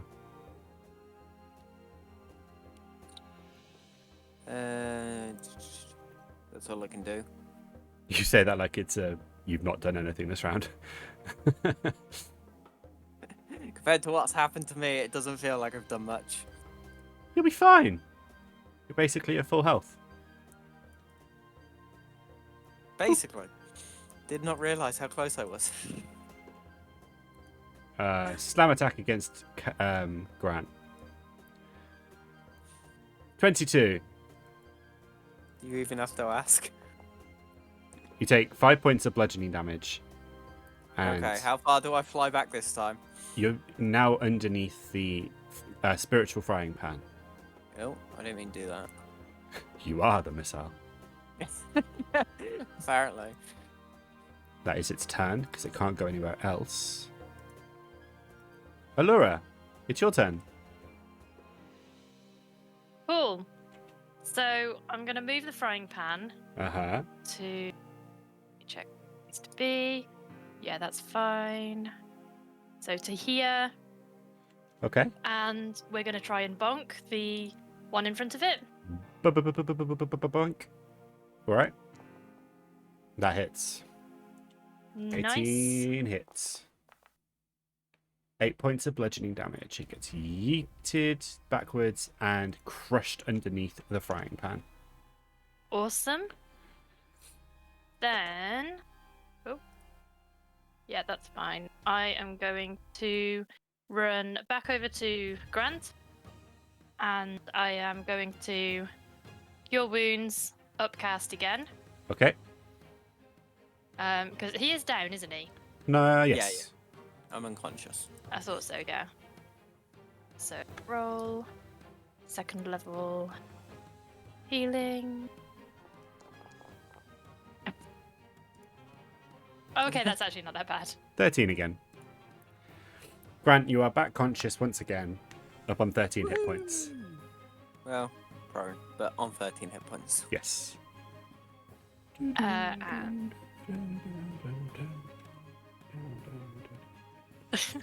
Just to let you know, I haven't noticed any of these heals. It just feels like I'm being knocked down and getting straight back up to 9. yeah. This is a slam attack with advantage because you're prone. 14 hits. You take 8 points of bludgeoning damage as the slam just comes down like an axe handle, poof, straight onto your chest.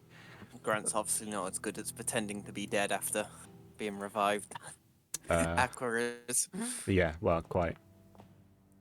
12 hits. No, yeah, it hits. Yeah. That's 5 points of bludgeoning damage. Oh, Goodbye, no. cruel world. You're not even sure you're awake at this point. It's just a giant fever dream. So Yeah. that's 3 unconsciouses you've had in this combat, which is 3 points of Yep. exhaustion. Is it? Oh. Oh, Yeah. lovely. You gain 1 every time you go unconscious. Yeah, exhaustion level 3. That's all that is. Don't do it on here because it will. Oh yeah, bugger like, it up. Won't It will absolutely wreck you. No.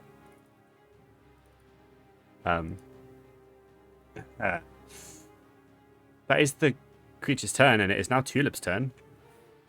It's Grant's basically just got like a caved-in chest, barely breathing, just gasping, Yeah. just gasping. Okay. Hopefully I can hit this one. You know what? I'll probably just reckless attack this one so I definitely don't miss, hopefully. Okay, Hopefully. you need to hit 13. Oh, you're fine. We're good. It's Oh. That's okay, because you only needed one damage anyway. I figured. Basically, Darth Maul it. You slice him in half, just like one big swing, and you get him right in the waist. The top half falls over the side of the tree. The bottom half just falls flat. It'd be dead. I'm going to brace for the next one. Okay. Because I can't get to it. I can't attack again anyway. So. Yeah. There is only one left, which is going to actually come right in. Spiritual weapon gets an opportunity attack. Oh, nice. Okay. Play it like a bug. 10 misses. God damn. Who's to be next? Oh, Grant. Roll a death saving throw for me. Of course. What else have I got to do? Mm-hmm. Success! Huzzah! Woohoo! Alura. Okay. I am going to Cure Wound on Grant. Uh-huh. Can't upcast it anymore, so you're just gonna have to deal with what you've got. Mm-hmm. So that guy doesn't have a breath weapon.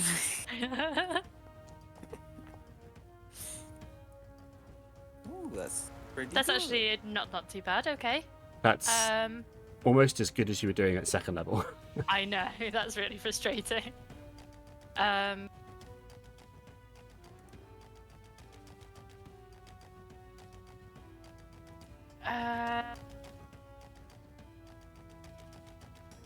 Yeah, no, I can't do what else I'm thinking, so I'm just going to move my spiritual weapon back and go for another bong. Of course. That misses again. Spiritual weapon coming in clutch. Tulip. Love how useful it is sometimes. I know, right? Reckless again, it's the last one, so hopefully nothing gets advantage on me next time, so it should be okay.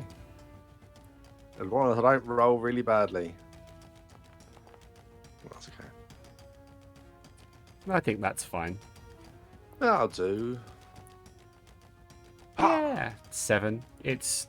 You're just slicing at this point, and then even when it falls, you just... No rage, but this is just like... overkill.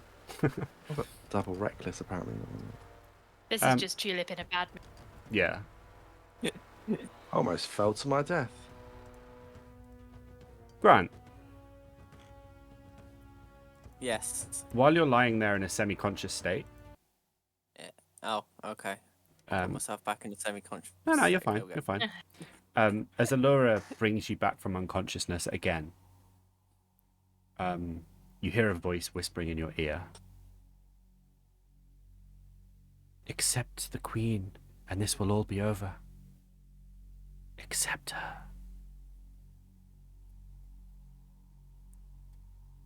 And that just echoes and rings and repeats in your ear over and over again. Right. I think I've been hit too many times because it's annoying ringing in my ear. Accept the queen.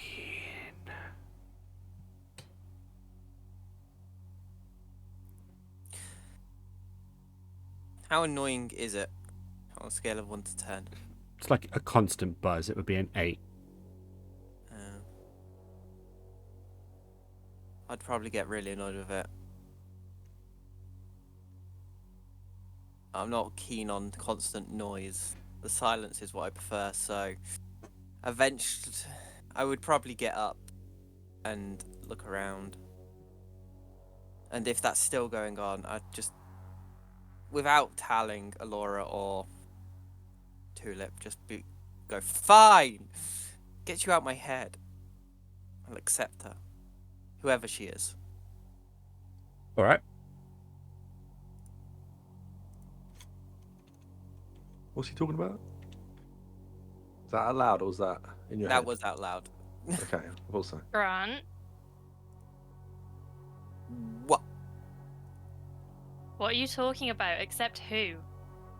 Ah, there's just the stupid noise that just keeps repeating in my head, telling me to accept the queen.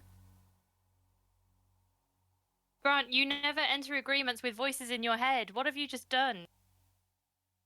I've just been hit a bunch. It's just my mind playing tricks on me. It's annoying. It's stopped now. Do you not understand what we're dealing with? Oh shit. You might have just made a deal with some god knows what. Well.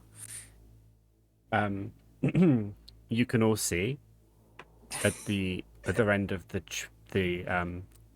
tree, this very large tree branch, 3 no. Grants stood staring at the 2 of you.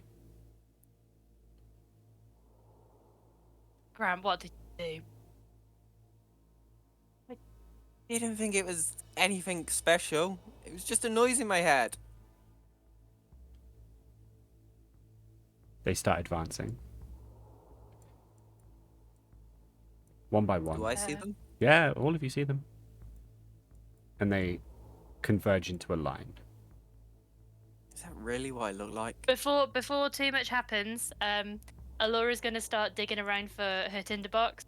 Try and get some like ash or something on her fingers and just wipe it on Grant's face. Okay. As you're doing that, they start advancing in a line, closer and closer. And we hear from Laura, Simba, my child. As they get... Do all 3 of the others have ash on their face as well, or is it just our Grant? roll a perception check for me. I mean, as she's doing that, can I pull out my blowgun? Yeah, if you want. I'm gonna sharp shoot the one in the middle. Okay, Alura, with your perception check, the more you look, the more obvious it becomes that there is a ash streak across these 3 Grants' faces. Fuck's sake. Grant, as you fire off your blowgun, 3 darts converge back on you. Does 15? Oh fuck! Does 15 hit? Well, I sharpshooted it, so no. Well, no. No. Because it would be a 10 if it's me. All 4 Grants fire off a blow dart in exactly the same time, and all 4 just like fly off into some meandering direction. Oh, I imagine this one fired this way, this one randomly fired this one. I'm just like, woo! It's a little bit pathetic, to be honest. It was all going so well. It was all so intimidating, and then suddenly, like, the show of intimidation just failed miserably because these blow darts just got yeeted off in the wind. Guys, did everyone see that? Yes. Yeah, your blow darts doing good things again. Well, we've learned that they do the same attack as me, or at least they've copied me. But these ones are moving when you're not moving, so they can't. Well, let me try moving, and I will move to this edge. Okay. Don't try jumping though. Alura's just praying constantly to Hestia because as far as she's aware, Grant doesn't have a deity, so she's like, just protect his soul, just whatever happens. If something goes wrong, just take his soul and protect him. Alright. I'm gonna stand in front of Tulip. Roll a religion check, please, Alura. Can I guidance it? You may. Thank you. Oh, Okay. You feel I now have a god. a familiar warmth kind of resonate through you. thank you. Thank you.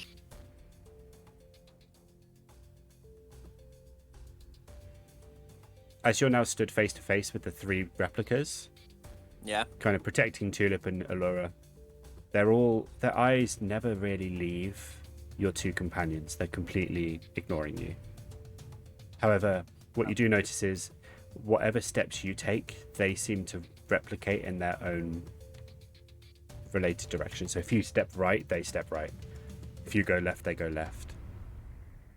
Okay. So they are. Well, That's this sort of thing.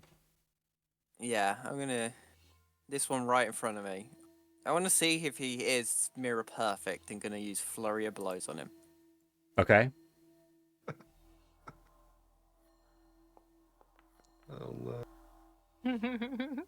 By target, Ah. you've broken Forge by targeting yourself. Amazing. Okay. As you swing out with your first flurry of blow and hit for 7, Hey, I can deflect that. you see all three of them do exactly the same maneuver. The one in front of you connects in exactly the same way you do. It's a bit uncanny.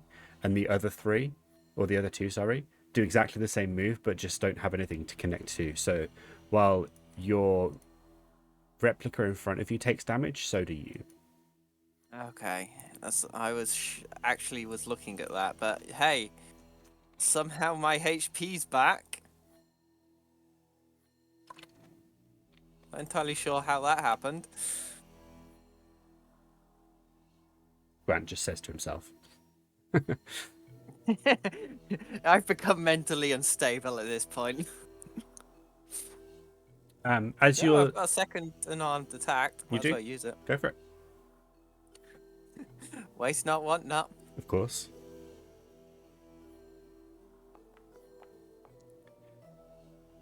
Oh, that actually still hits. Roll damage. You take another 7 points of bludgeoning damage as you punch your replica, but your replica punches you back. Guys, I think I'm hitting a brick wall here.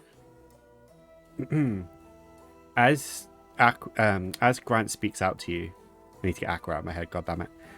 As Grant speaks out to the two of you, he has an echo. Starts off with this Grant, then this Grant, then this Grant, and then this Grant. What happens if you walk right? Will that one walk off the edge? Because they seem to follow what you do. Okay, for a second then I did have to think about that, but that's me, not my character. I walk right. Well, I step right. Okay. Do it again. Step right again? It's just about teetering. Well, I have a little bit more room, so let's push it. Whee! Okay. You step to the right, and as you do, this one on the end falls. And it's gone. Takes 10,000 fall damage, and so do you. There's nothing. Can we tie a rope around real Gran, and swing him off the edge? I think he might have died enough today already. Well, I'm down. I mean, But who Give me need- back and Clearly then going inside, because this sounds like a perfectly reasonable plan. surely I if mean, you if walk... you take Yeah, if you take one more step, If we go diagonally forward one, they'll Yeah. go.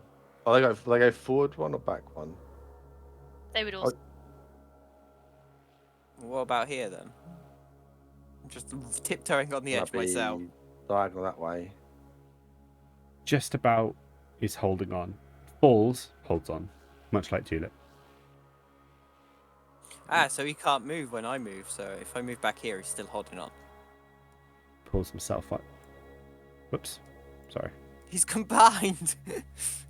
He pulls himself back up effortlessly and just is back on the tree trunk. Tree Guys, branch. does anyone have the shove skill? Well, I guess if Technically, all of you do. this may be a bit funny and weird. Like, if I was to like go to this one and push to make it easier, why don't you? why don't you pull your trousers down so they're around by your ankles? Then they're all as well. That's And such a Tulip idea. Yeah. I'd rather not be doing that. That's where you draw the line. Here, let me just turn around and I face the opposite way from Tulip. Oh, okay. Okay, so you face away from Tulip.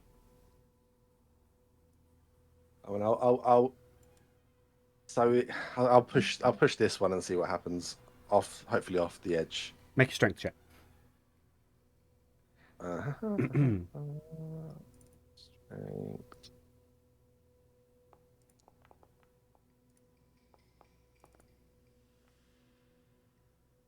Oh my god, he still outdoes it. Just about saves. You can I was saving it. you start pushing, and there's a moment of give, and then it just stops dead. If they're not really doing much, I could just keep trying, I guess, right? I mean, I kind of feel a shove, but go on. I mean, I feel like if they had the trousers around their ankles, it might be a bit easier. I'm not pulling my pants down. Feels so Alura's going to run up lowbrow. behind him and pull them down herself. Oh my Wait. god. Alura's pantsing him. This is where Alura's she forgets that fully I'm. on board with this. This is where she forgets that I'm actually not looking at Tulip, so I'm looking at Alura. She does this. You're gonna get a face full. Oh god, I'm going to do it from this side. And you're you're halfling as well. Yeah. Oh my god, roll for I'm going blindness. to look away while I'm doing it. Alura, roll a Constitution saving throw. Are you serious? Yeah. Just next thing, Grant has died from shame. You pants Grant. His trousers are now down around by his ankles, but your stomach can't take it. Grant hasn't bathed in days. I mean, I can't be too harsh on him. I don't think any of us have. Yes, but the difference is no one else is being pantsed at this point. Yeah, and also when you get killed, you saw yourself. So It's true. It's true. I mean, he For only 3 times in a row. he only passed out. Hey man, muscles relax, you know. Oh my god, do I take 1d4 psychic damage? You take 1d4 emotional damage. But does this give me advantage on pushing this one? Because are their trousers down their ankles as well? Yeah, the trousers follow down, straight down, now around the ankles. So nice. roll another strength check for me. Do I get advantage because they've done that or not? Yes. Good job. I can't believe this is what's leading up to the final fight. Okay. Oh, what the hell? All right. Oh, he nearly had it. As you I give should him be rooting for my as you clones. give him a good shove, he reaches out independently. None of the others reach out, and goes for your collar, much like you did with Alura earlier. almost to try and take you with him, but isn't quite fast enough. Just as he's reaching out, he's already fallen backwards by a couple of feet, and so misses you quite considerably, and then just falls over the edge and disappears. It's now one left, who actually steps towards Grant. Your spiritual weapon's gone now, by the way. God damn. All this fucking around. You've spent your No. second level slots so well today. I'm just going to shamefully waddle this way. Okay. You can pull them up if you want. No, I'll shameful waddle one more to the edge. It's the waddle of shame. Yeah, go on, do it. Get rid of that last one. The other one tried to pull me off though. What if we move you? Do you reckon that will move as well? Yes. Worked with his pants. But like if I put my arms underneath Grant You and mean move him pick me over up? one, will that one come back as well? So let's say I do that. Let's say I pick you up and then we move back one towards. Oh. Alura, It's gaining sentience. there's a blowgun dart that just whistles past your ear. Or actually, no, that's not true. It whistles through your ear. You now have a pierced ear. Oh, nice. It just whistles through perfectly and just goes boop straight through your earlobe. Stings, Nice. but other than that. And then the other Grant darts forwards and attempts a flurry of blows against you. Okie dokie. As he darts forwards, can I, like, before even pulling up my pants, blowgun dart him This is at too like, quick. the same time? Oh. It's 5 bludgeoning damage for numero 1. Okay. And numero B misses with a 15. Misses. Whew. Okay. In that case, everyone roll initiative, please. There is no combat encounter in your currently VC. There I am. There it is now. Ooh. Wait, which Grant rolled which? Ah. It was me that rolled 16. I'll take it. All right. Combat numero 2. Okay. It was actually me. Alura. Yeah. Hmm.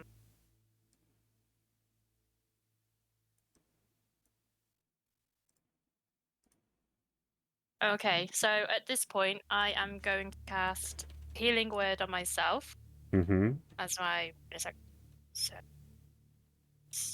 Roll.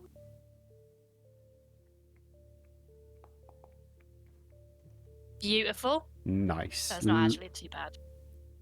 I mean, not really. Especially considering you rolled the lowest you could. Yeah.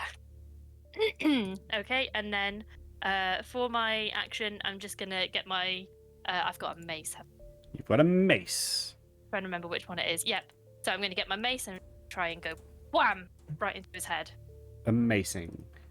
Go for it. Mace to the face. Mine was funnier. It was. That is not good. That's not good. That's a miss. That is a miss. Real Grant, it's your turn. I know. You are currently you've got half speed because you're pantsed. Well, obviously I'm going to pull them back up now. That would be an action though, unfortunately. Fine. We're having pantsless battle, me and this other pantless Grant. Oh god, it's going to be the weirdest slap fight ever. But fine, I'll go in. I'm Spend crossing a key swords. point.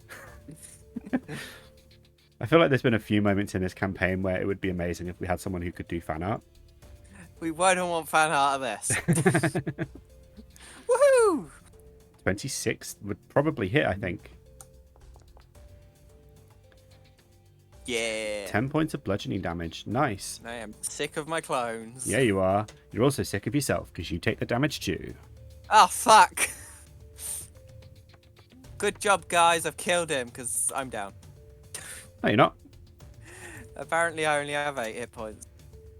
Yeah, because you've already taken the damage. Oh, it already took it. Mm-hmm. You have the same damage pool. You have the same health pool. Yeah, but why did it take it off him?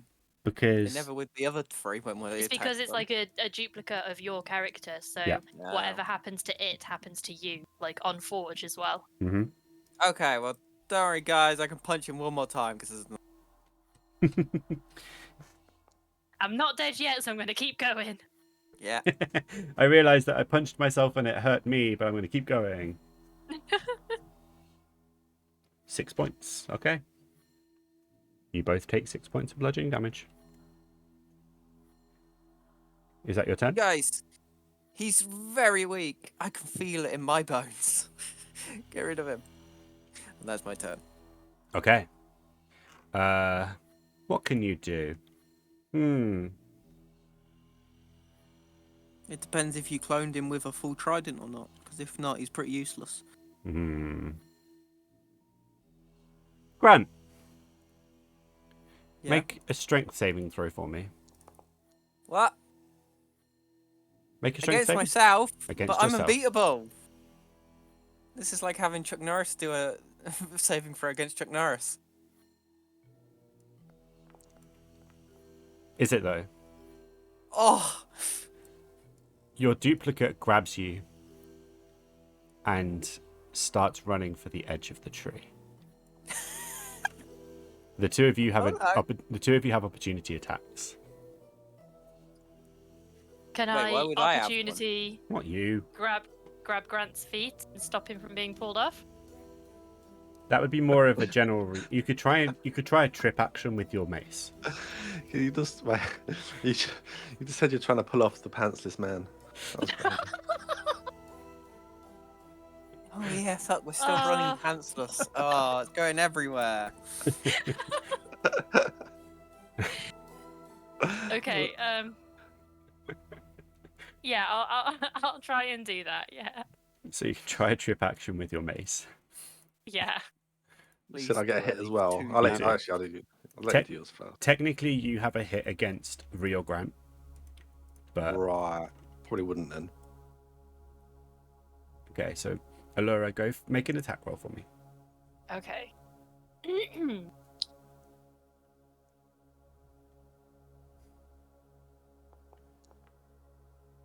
Okay, that hits. You manage to trip Fake Grant, which means while he turns and runs, he only makes it here. Oh, okay. Before getting caught up in his own trousers, slips and falls face first, other Grant landing on top of him. Oh. This is not a situation either Grants want to be in, even if he is an evil clone. Oh no, I slipped. Just getting out of hand. It's the weirdest fight I think we've ever had. I'm not entirely sure where it went wrong, but it has. No, I've got no idea. I fully blame Tulip for this. You're Yeah, he both was the one equally to as pull out culpable. that clone out of me. Tulip, it's your turn. Well, I guess I'll just have to hit the other one, but I don't know what's really going to happen to Grant. But I don't really know he's taking damage himself, do I? I don't know. No. He didn't the other time. Who knows? It's Grant. He's weird. Yeah, he's weird. Let's reckless attack. Okay, nice.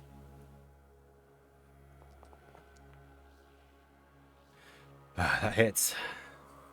That definitely hits. Oh no. Big number. Apparently I can deflect missiles for some reason. Why does that pop up for melee attacks? I don't know. Okay. Grant falls unconscious as There you you go. swing down and just obliterate the body of the fake Grant to the point where he does disappear and die.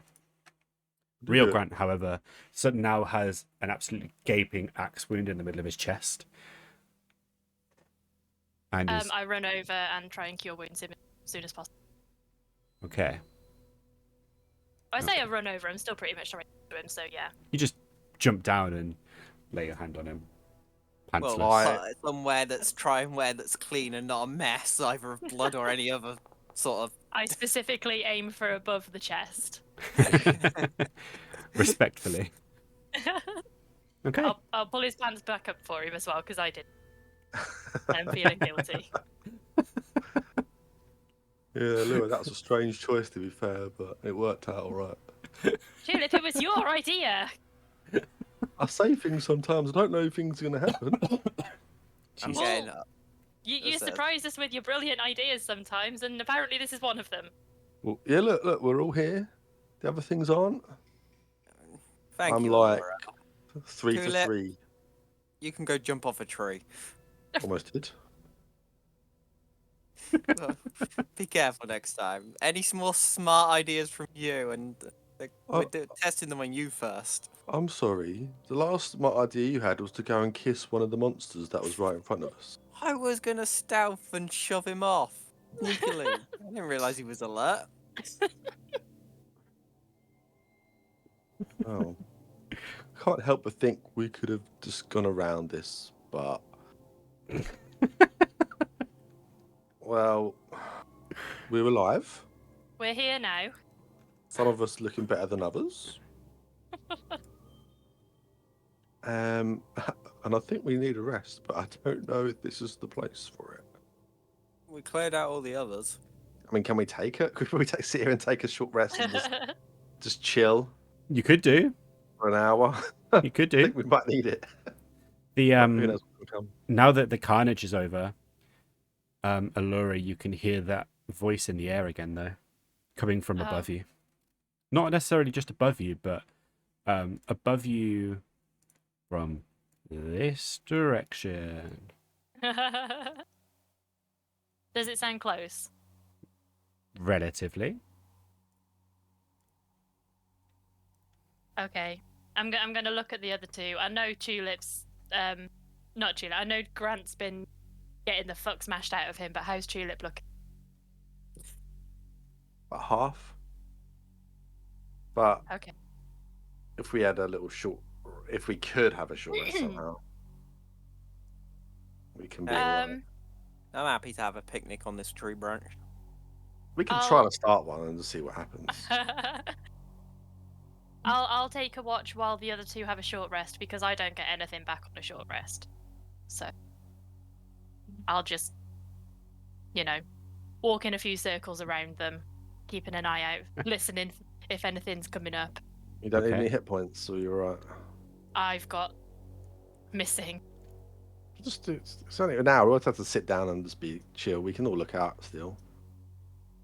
You can roll some hit dice. Yeah, it's not like we're going to sleep.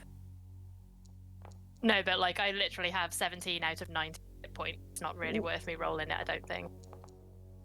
Oh, it's like 10% of your health. 2 HP. He's not- you know what? You've put it that way, yeah. Now that you put it that way, Are we allowed to... Okay, we're rolling. Oh, that's a lovely one, that is. that's a Oh, tasty that's one. nice, that is. I might as well do another one, then why not? Why not?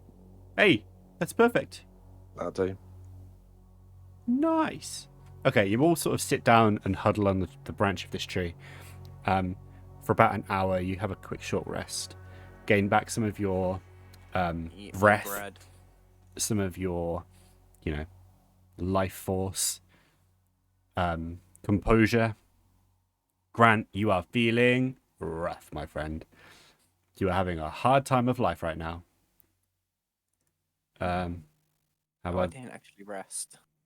There we go. you no longer have Pass Without a Trace?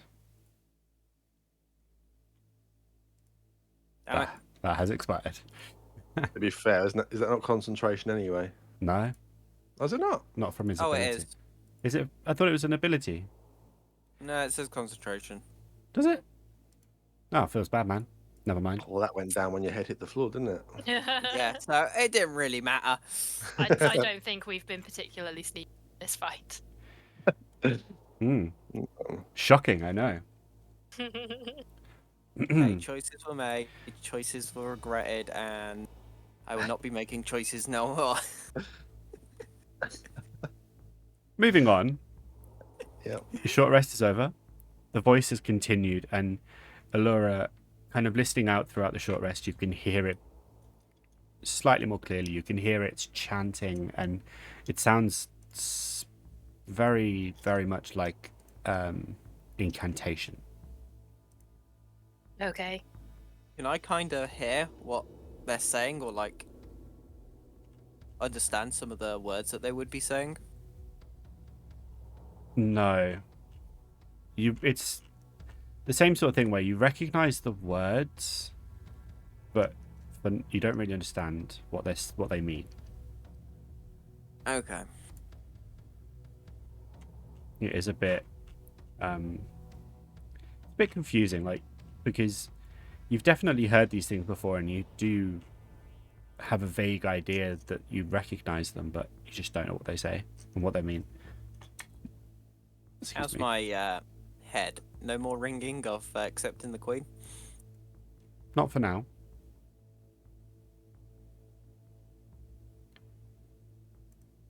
Tulip, you can take the lead. Okay. I don't know what. I can only barely hear these things, but I'm guessing they sound this way. Just follow the tree branch. Okay. Yeah, I'll kind of explain to Tulip like where I'm hearing from as well. Okay. Okie dokie. As you get down here, the branches off in 3 different directions. Make a perception check, everybody. With guidance? Of course.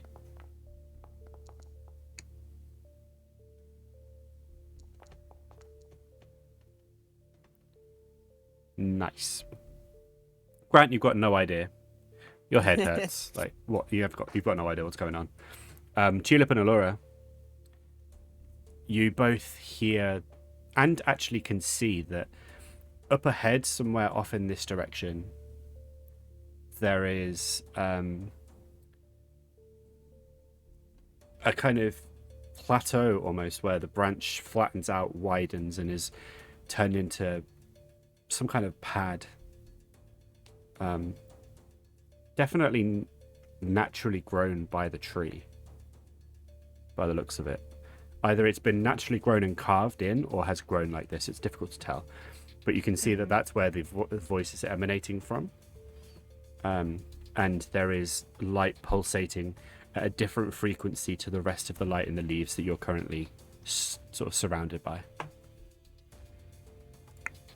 Okay. This way. Let's. I don't know. Take care of this. So is this the last?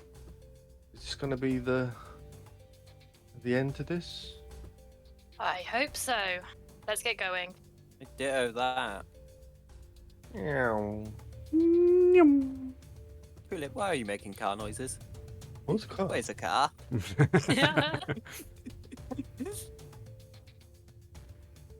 We change orientation. You go up now. All right. Ahead of you, after a couple of minutes of walking, you can see more clearly now that this appears to be a section of the tree that's been carved out, and more branches are growing from it. There's roots and sort of roots sprouting from it even. But the main thing that draws your attention is this giant sphere of energy that's just pulsating, emanating from a figure stood in the middle of this pad in front of you. That is the focal point of the voice that you've been hearing.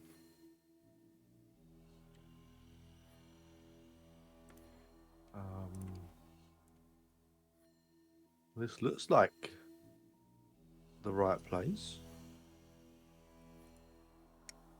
Do we sneak up there? Well, we I can think we should try. Unfortunately, I can't help you with this anymore. But we can still try. Okay. I guess we'll try to at least try to stealth, but All right, all right. Everybody roll stealth, please. No. oh, never mind.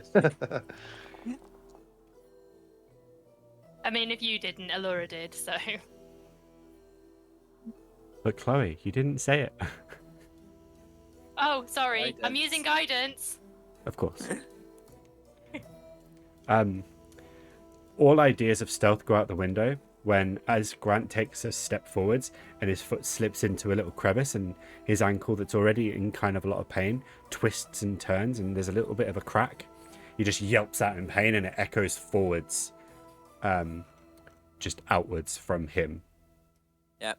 Sounds like Oh. sounds like the sort of thing everybody in the world could possibly have heard. Just put my foot in it and I'm like, fuck. Okay, well, I think they might have heard us, so let's just speed up a bit and just Yeah. get around. Okay, I'll be getting my foot out this crack.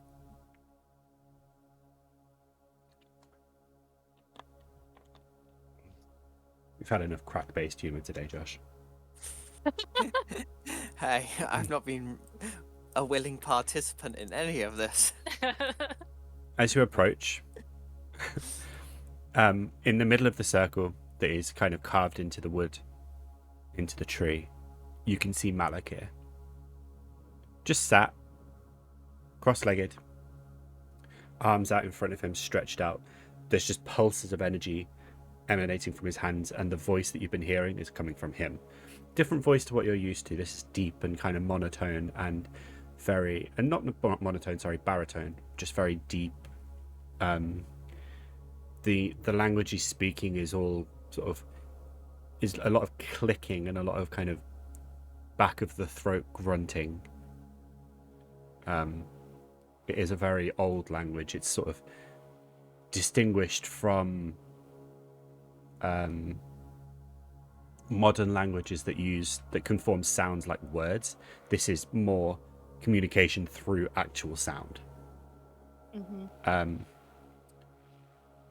He doesn't seem to acknowledge or even pay you any mind. Just continues with his ritual. Here you go, guys, and I pass Tulip and Alura a dart each. Thank you. Don't you need these? Well, yeah, I have a few still, but if he sat there not caring, we might as well take a pot shot. Unless you guys have any better ideas. Well, Not really. Let's go and hit him. You can do that while we take a pot shot. Okay.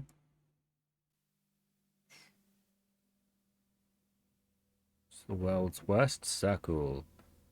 Also just realised there is literally A circle circle. right there. a circle option I could have chosen.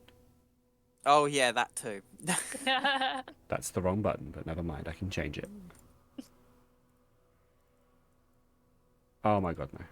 Don't do this to me. I mean, we could just use the circle that's already on the floor. Nope. I want to do this properly. Nope. Okay. Boom. There we go, you can see. Okay. What was the plan?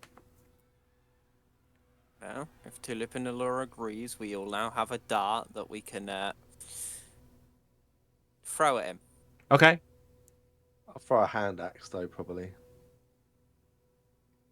Okay. Do I have anything? I don't have anything different I can use. So yeah, sure. I'm gonna take this dart and throw it at him. Okay. Everybody roll for an attack, please. There is an actual dart, but I don't know if you Oh, guys. blocked by a wall, apparently. Just don't Oh, is target. it? Just don't target him. Shh. Okay. Spoilers.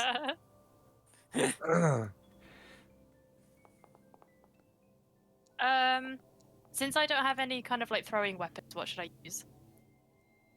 Hang on. Sacred flame. Yeah, does that come up saying it's blocked by a wall? There you go.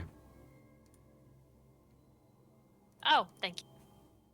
You have and dart.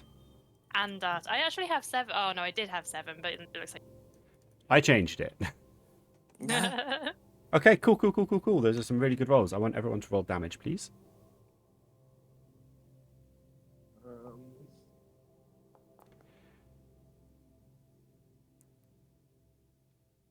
It does 2 more extra than or 3 more extra than my blowgun.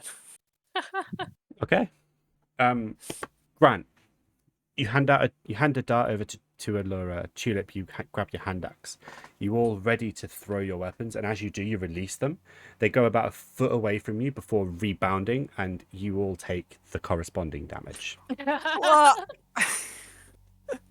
Oh, no dex save. No, this is just a woof ding type thing. I just turned to the group. See, guys, this is what happens when you guys don't come up with a plan. Stop allowing me to be in charge. At least you asked this time. Last time you just went and did it. I thought it'd be funny last time. Well, and no reaction or anything from him? No, just continues. Continues chanting, doesn't even acknowledge you. Doesn't even break stride in what he's saying. And the sphere circle thing isn't damaged or anything. Not that you can tell. I'm gonna hit my axe. Okay. That can't bounce back in my face. I'll do it slightly to the side so it definitely can't. Stepped away. Okay, roll to hit. Hmm. All right. You swing your axe and it just ricochets back off the wall. Well, it just ricochets off the thin air. Okay. I'm just gonna keep trying to do this unless you guys got any other ideas. Maybe If we- force. Go on. If we walk up to it, can it, like, is it a physical wall? Are you reaching out for something? Yeah, I wanted to see if I can reach out and feel what's there. Okay. I would be doing that also. Oh, I see. Jumping on the bandwagon now, are we? Wow. It's fine. You both reach out your hands, expecting there to be resistance, and there's nothing. Can we walk forwards? Who knows? I'm gonna take one step forward. Okay. I'm not. Nothing happens. I'm gonna take one more. Okay. Oops. Oh. You take 4 points of lightning damage as just static starts tingling through your feet to a point where it just gets painful. It's like, Nice. it's I'm like, gonna. It's like needles just being pricked into the bottom of your feet. I'm gonna move back Okay. to next to Tulip Hmm. and be like, "Don't walk there." That. And I was able to kind of like just slowly walk onto the circle and sort of through it with being okay. You Like, never just said push you were it from the going barrier. through. Well, You said you were kinda reaching through, but touching not. it. Yeah, Reaching through, but touching not it. stepping through. Yeah, exactly. So like the top half of me is kind of through, but my bottom half isn't. Okay. Well, maybe you just need to keep pushing through it. It's probably not the best idea. Says you? I'm not going any further than this.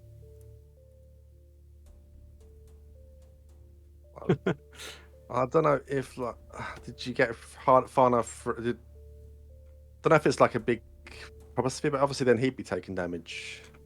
So surely we just. I mean, have to I walked forwards about 10 foot, and that's when it started hurting.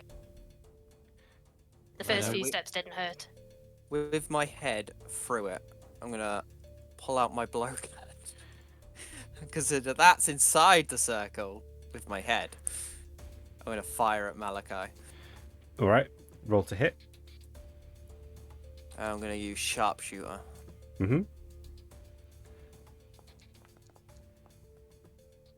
Okay. 15. Does it hit? Roll damage. Ooh. 12. 12. Oof. So you lean through, count to 6. Nothing happens. You get your blowgun. You insert the dart. You're ready. And as you inhale to exert the breath to release it, the dart just flies backwards, and you take 12 points of piercing damage as the dart pierces through to the back of your throat. What the fuck?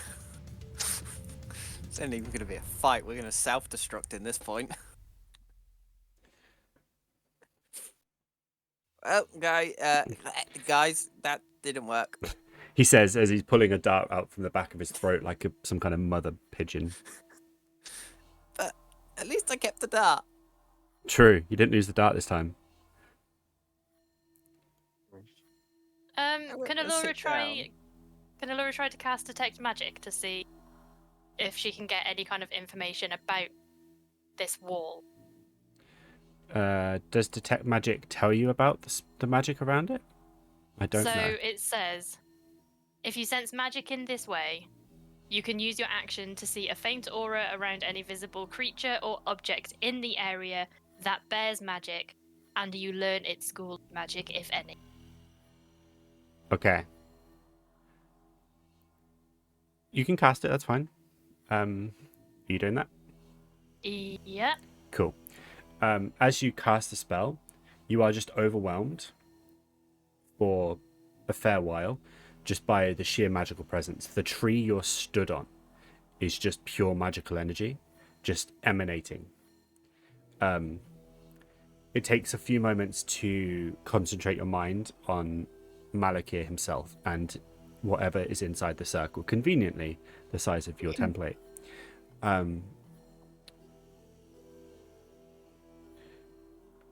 It's some kind of natural barrier.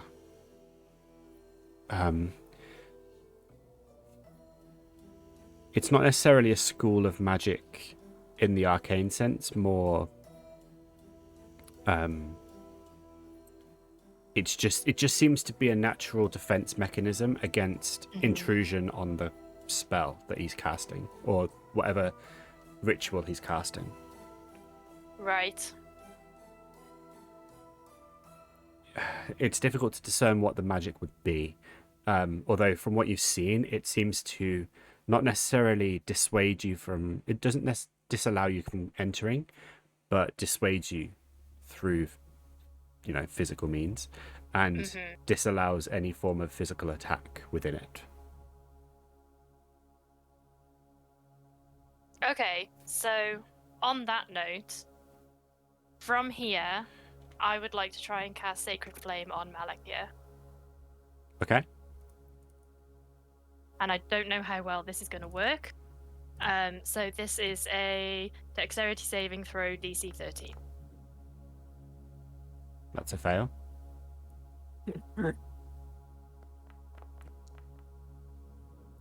Okay. That's 7 points of damage.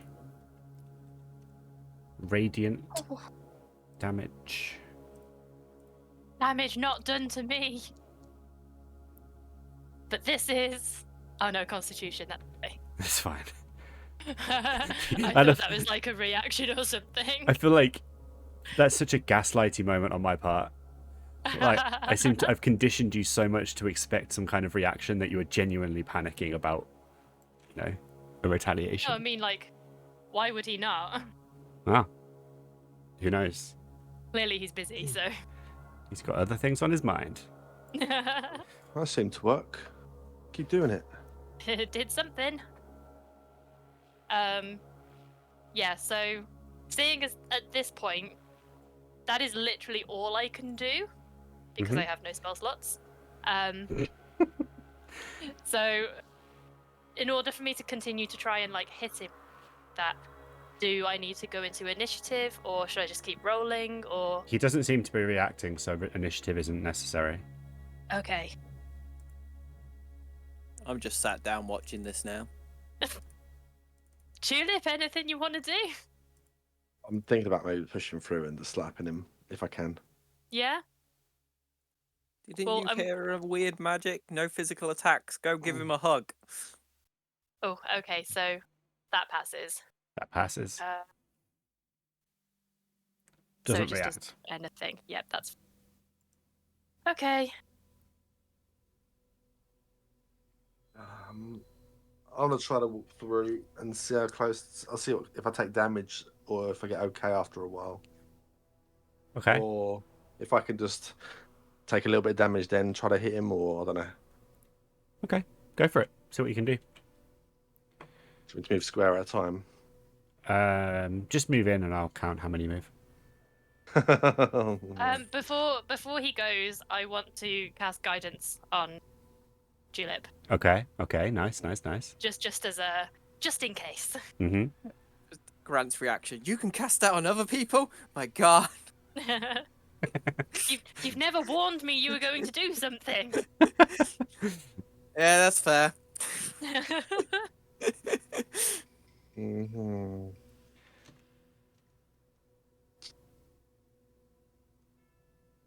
Okay. Got it. I'm just gonna go right up to him slowly if I can. Okay. Off 25 feet.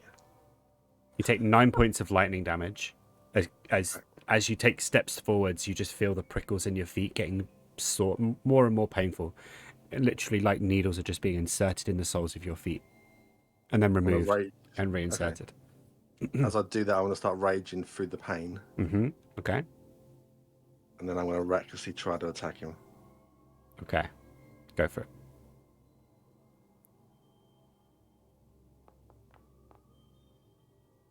Okay. Roll damage.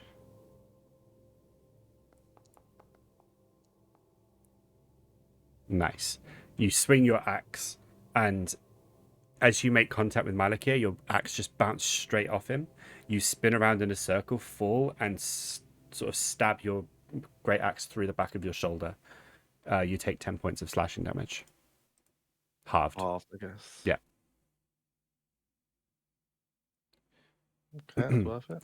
Alura, Mm-hmm. did you say what you've kind of discerned from the detect magic to the group?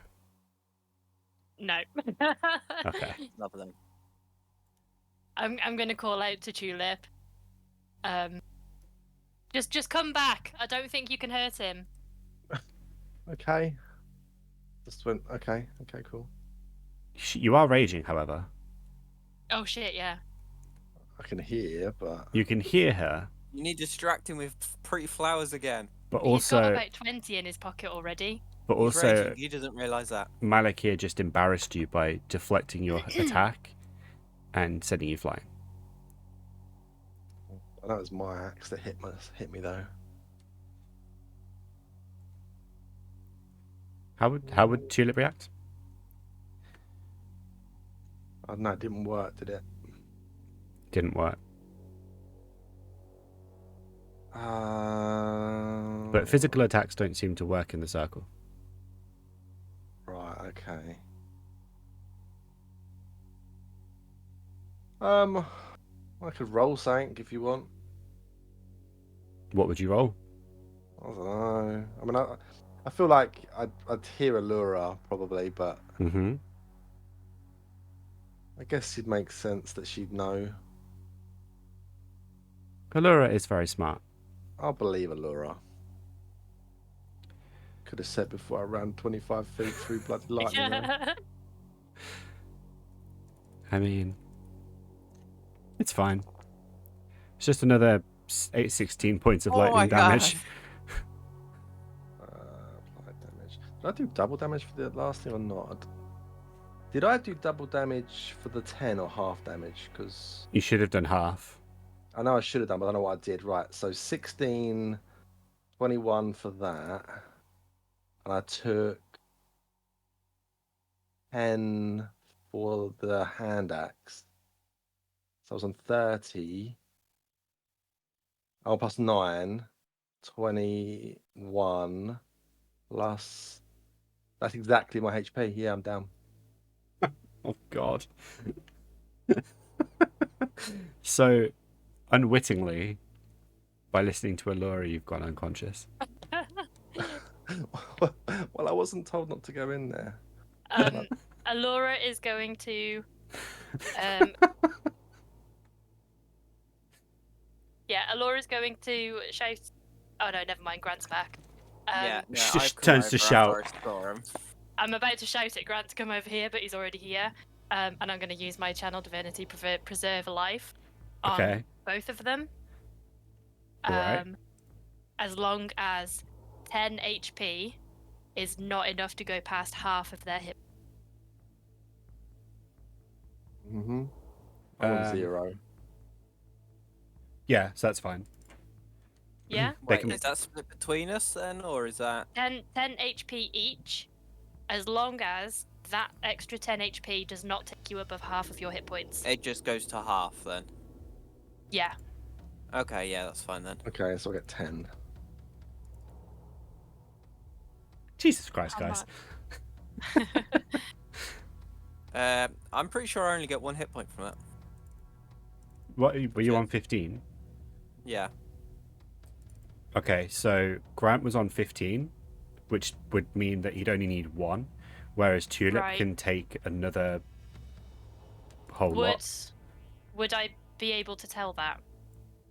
I mean, I feel like I it would would be obviously be able to see that Grant is a I feel- lot less hurt than Tulip. I feel like it would be an intuitive thing. If you tried to divide that 20 by the 2, it would just divide however it needs to. If that makes sense. Okay. So 1 to Grant and 19 to Tulip without having to think too much about it. Yeah. Yeah.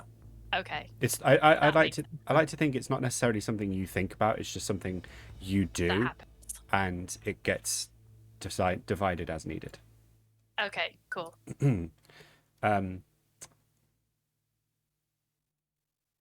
Okay. So Grant gets Tulip gets 19 instead. Can That's we my at least rage pull him drops. I out went of this unconscious. Yes. This last square? Say again. Drag his body while he's down out of that last square so he's completely out of it. I It mean, would- when we were stood here before, it wasn't hurting us. No, but This this is- circle's going to this- have grown. This template is the detect magic, Oh, Yeah. which I think ends Okay. because it's concentration, and so is guidance. Ah, thank you. So what's this magic about then that I shouldn't go in there? Alura, Yes. with your wisdom Mm-hmm. and the evidence on show, Mhm. it would appear that you can't do physical damage within the circle. Yes. However, outside the circle, or break concentration on the ritual. Mm-hmm. I'm gonna try and sling a couple more sacred flames his way. Okay. See if that'll knock him out of it. So if you That's a 10, so that's a fail. perfect, thank you very much. All right.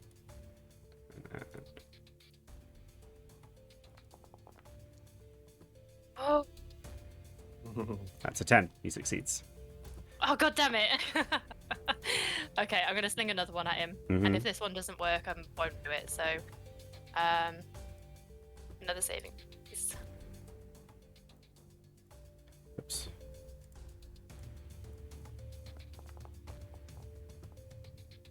That's 13. God damn it. That succeeds. Okay, I'm gonna turn to the other two and say, look, I'm not getting him out of whatever he's doing.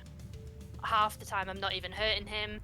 It doesn't look like, stabbing him's gonna do any good. We've got to get him out of whatever this circle is. yeah, I think we should just, sit down and wait for that other dragon guy to appear. There's not much else we can do. Well, Well, I you're mean, hurting him though, right? He went into the Fae and we've never seen him since. Yeah, he'll show up sooner or later. Let's take a nap. It looks like you're doing damage though, even if you can't get rid of this shield. Like you're burning. I mean, him. I can keep trying. Well, Um, you've got I mean, I managed can't to... do much. Your physical attacks. Have you told us yet, Alura? Yeah, I will say, like, full on physical attacks just won't do anything. Okay. Well, Maybe it's getting him out the circle without attacking him. I mean, Alright. there's currently I have no magic left really at this point. I can only do my cantrip. I have another crazy suicidal idea. Surprise, surprise. I'm gonna guess Wow. probably don't do it. Well, before I do it, I'll explain. tell you. I can double my jump distance, which I'm assuming just means it goes from 10 to 20. Okay. I jump to him. I then use my amazing strength to toss him outside the circle. Because it's not an unarmed attack, I'm just picking him up and yeeting him out. Can you throw him that far? I don't know, I'm hoping my strength allows me to. I figured you'd only be able to like throw him like 10 feet or something, if that. It took a lot of damage going into that thing. That's because you I mean, Tulip connected to almost the passed floor, out. which is why I'm thinking of jumping, because then I'm not connected to the floor for as much time. The jump rule is when you make a long jump, you cover the number of feet up to your strength score if you move at least 10 feet on foot immediately before the jump. So with a strength score of 18, like you, and if you Yeah. double it, that's 36 feet. Oh, yeah, I can clearly make it to him then. But you're just guessing that it's as if you don't touch the floor. It might still just be in the air. Well, if anyone's got any actual ideas on how to stop this or prevent it, because I'm clueless. I've never seen this. It's either we try and try and try until our last breath, or we go home. I mean, I think the Sacred Flames probably. You're right, And- Tulip. Let's go home. Start walking off. In the immortal words of Linkin Park, you tried so hard, you got so far. Let's go home. Unless there's something else around here that we can use, I think Sacred Flames is the only thing that's really going to do much. Unless, is this a portal the other side or something? He seems to be working on something on the other side that is growing the further into the ritual he's getting. It's pulsating a different type of light to what is being pulsated everywhere else, and as such doesn't look friendly.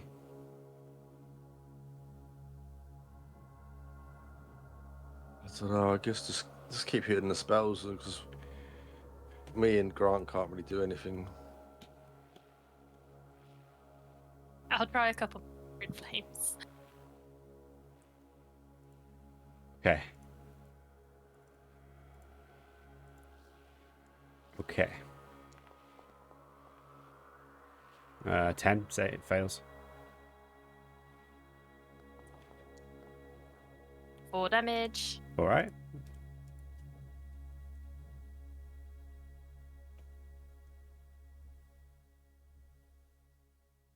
I've just noticed before. You didn't roll damage for the last one that you hit. I thought I did. It hasn't popped up. I can't see it. Oh, there it is. Sorry. Did you not? 4. Oh, okay. That was for the con save of concentration. I didn't take the damage on that one. What did you notice? No, it's okay. It's because the dexterity saving throw hit 13. That's why. I was going to say, oh, he didn't roll damage, but that's why. Okie dokie. And one more for good measure. Mm-hmm. All we need is like him to roll a 6 or lower, maybe? No, it has to be 10 for anything less than 10, basically. Mm-hmm. So if you roll 6 or lower, I don't know, it's a +3, yeah.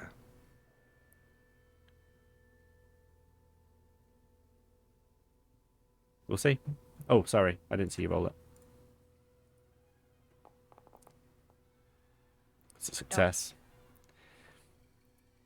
Are we going to sit here and just roll Sacred Flames until you kill him? I mean, I'd rather not, but I'm not going to lie, I can't think of anything else at the minute because I'm being a bit too thick. Unless Okay. you want to try talking to him or something. Is there anything that Alura would be able to think of that I cannot because I'm not that smart?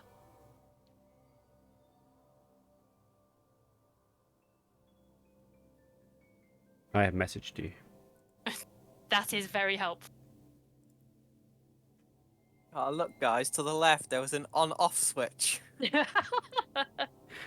Was there the whole time? We had one of them groups that just failed all perception, so it was like, oh wow, this big old lever, no one noticed it. At least I didn't do the Baldur's Gate thing of being like, everybody failed their passive perception. Oh god, that annoys me so much. And then, because I panic about it, and then I realise it's just for one of those stupid dig spots. Yeah. Yeah, you know you can just take a shovel and still dig there and get it. Not if it's not visible. Yeah, you Yeah, can. just dig in the vicinity and it will bring up any chests in the nearby area. Oh, okay, I didn't know that. Anyway, Alura is going to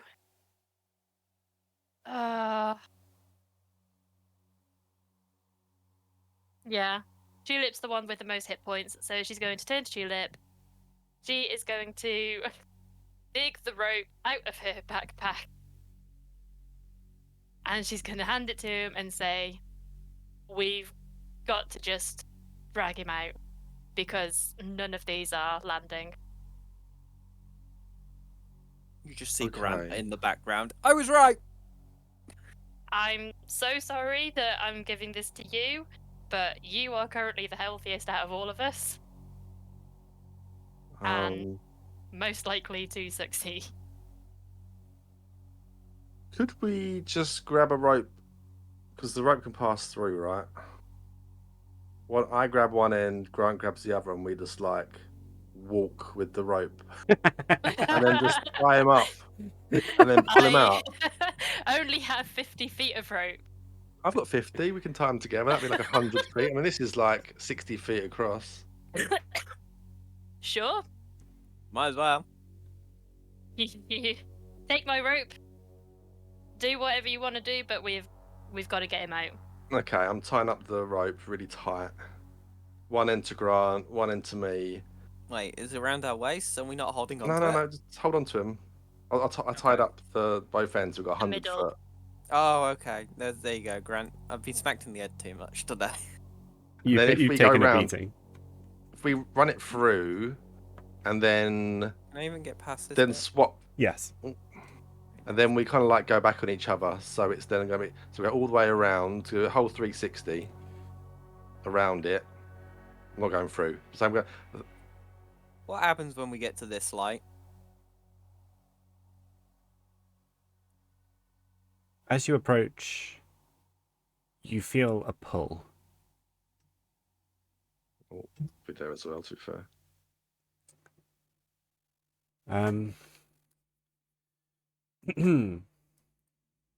It's not the same kind of pull you felt in the cave, where you were just compelled to enter. But it is kind of it has the feeling of something that isn't at full power yet. It's the same sort of now that you're closer, it looks like the same sort of portal, but on a much grander scale. Judging from what you saw in the cave with creatures that exited from the portal, this could be the same thing, but on a much grander scale. God, he wants a giant mushroom to come through. Oh dear.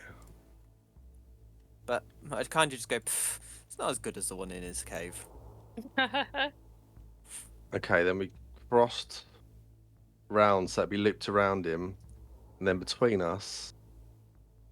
We run Let's down. just- You run that way. I run this way. See if Or we we can dangle him both in go the the middle. same way or whatever. Doesn't. Just I want pull to him pull out. him in off the middle, and we could just drop him. Oh, we're gonna pull him off the middle. That's straight Yeah, up. just whoosh. Go on, Just I'm straight down. If you could aim so that he flies off the tree, that would be really helpful. That's what we're trying to do. Maybe step to the left as well, Laura, just in case. So, when you're 60 foot across like this, 60, 65 foot, to sort of curl around him and do a 360 each, you would have had to step in once. Just to kind of get, because it would have, as you spin, it would have curled inwards. I'm not entirely sure on the science of it, but we'll just say 1d4. Oh, we've got So- 100 feet still. Yeah, but then you're going an entire lap round to do a bit of a I don't twist in. I don't think they were doing an entire lap around. They were just going like Okay. Okay. up and around. That makes more sense. So like Just up here, disregard the across one. here. Disregard the 1 point of lightning damage. Okay. So you're trying Is, to. is, I is misunderstood. that I'm right? I was gonna say, have I understood that right? Yeah, well, we went round, but like it's gonna, Yeah, it's we gonna be kind of- around him. Then we cross over and come back again. But the rope's obviously gonna Yeah, then Would move then with wrap us around him. and wrap around him, and then Okay. the way it'd work, it wouldn't I'm. be more than My head isn't allowing me to understand the science, but I think I know what you mean. yeah. Because I mean, it's only 30 foot from him, so the way like half of the rope, and if you know, Yeah, I get you. yeah, Okay. So you've got him wrapped up, and yeah, you wrapped up. start pulling him down. Okay. So he would technically be like here, if he's in the middle of you two. If you're down for that, All right. keep pulling him to try to pull him off. A bit more as much as again. I see them stairs. I don't want them landing on that. So as you're sort of like here, parallel to each other, ish, not rough distances, not equal. He exits the circle. It takes him a moment to reconstitute his thoughts, realizes he's trapped and starts struggling. So he's going to make a strength saving throw to try and escape. Do we strength against them? Yes, please. Our strength as well. Yeah, Just so- check. Just a strength check to try and pull him tight so that he can't escape. Ooh. Oh dear. Come on, I got this. Yeah. Grant is just about pulling enough against Tulip to keep him tight in the rope. And as the two of you pull him along, you step over the edge and just release, and the rope goes slack, and Malakir falls. He doesn't even have time to scream as he just descends straight downwards. The portal doesn't stop, it just continues. Like kind of in its sort of semi-formed state. I'm kind of just at the edge waiting to try and hear if feel if I can hear a thud. See if you can hear a third. Make a perception check. Yeah.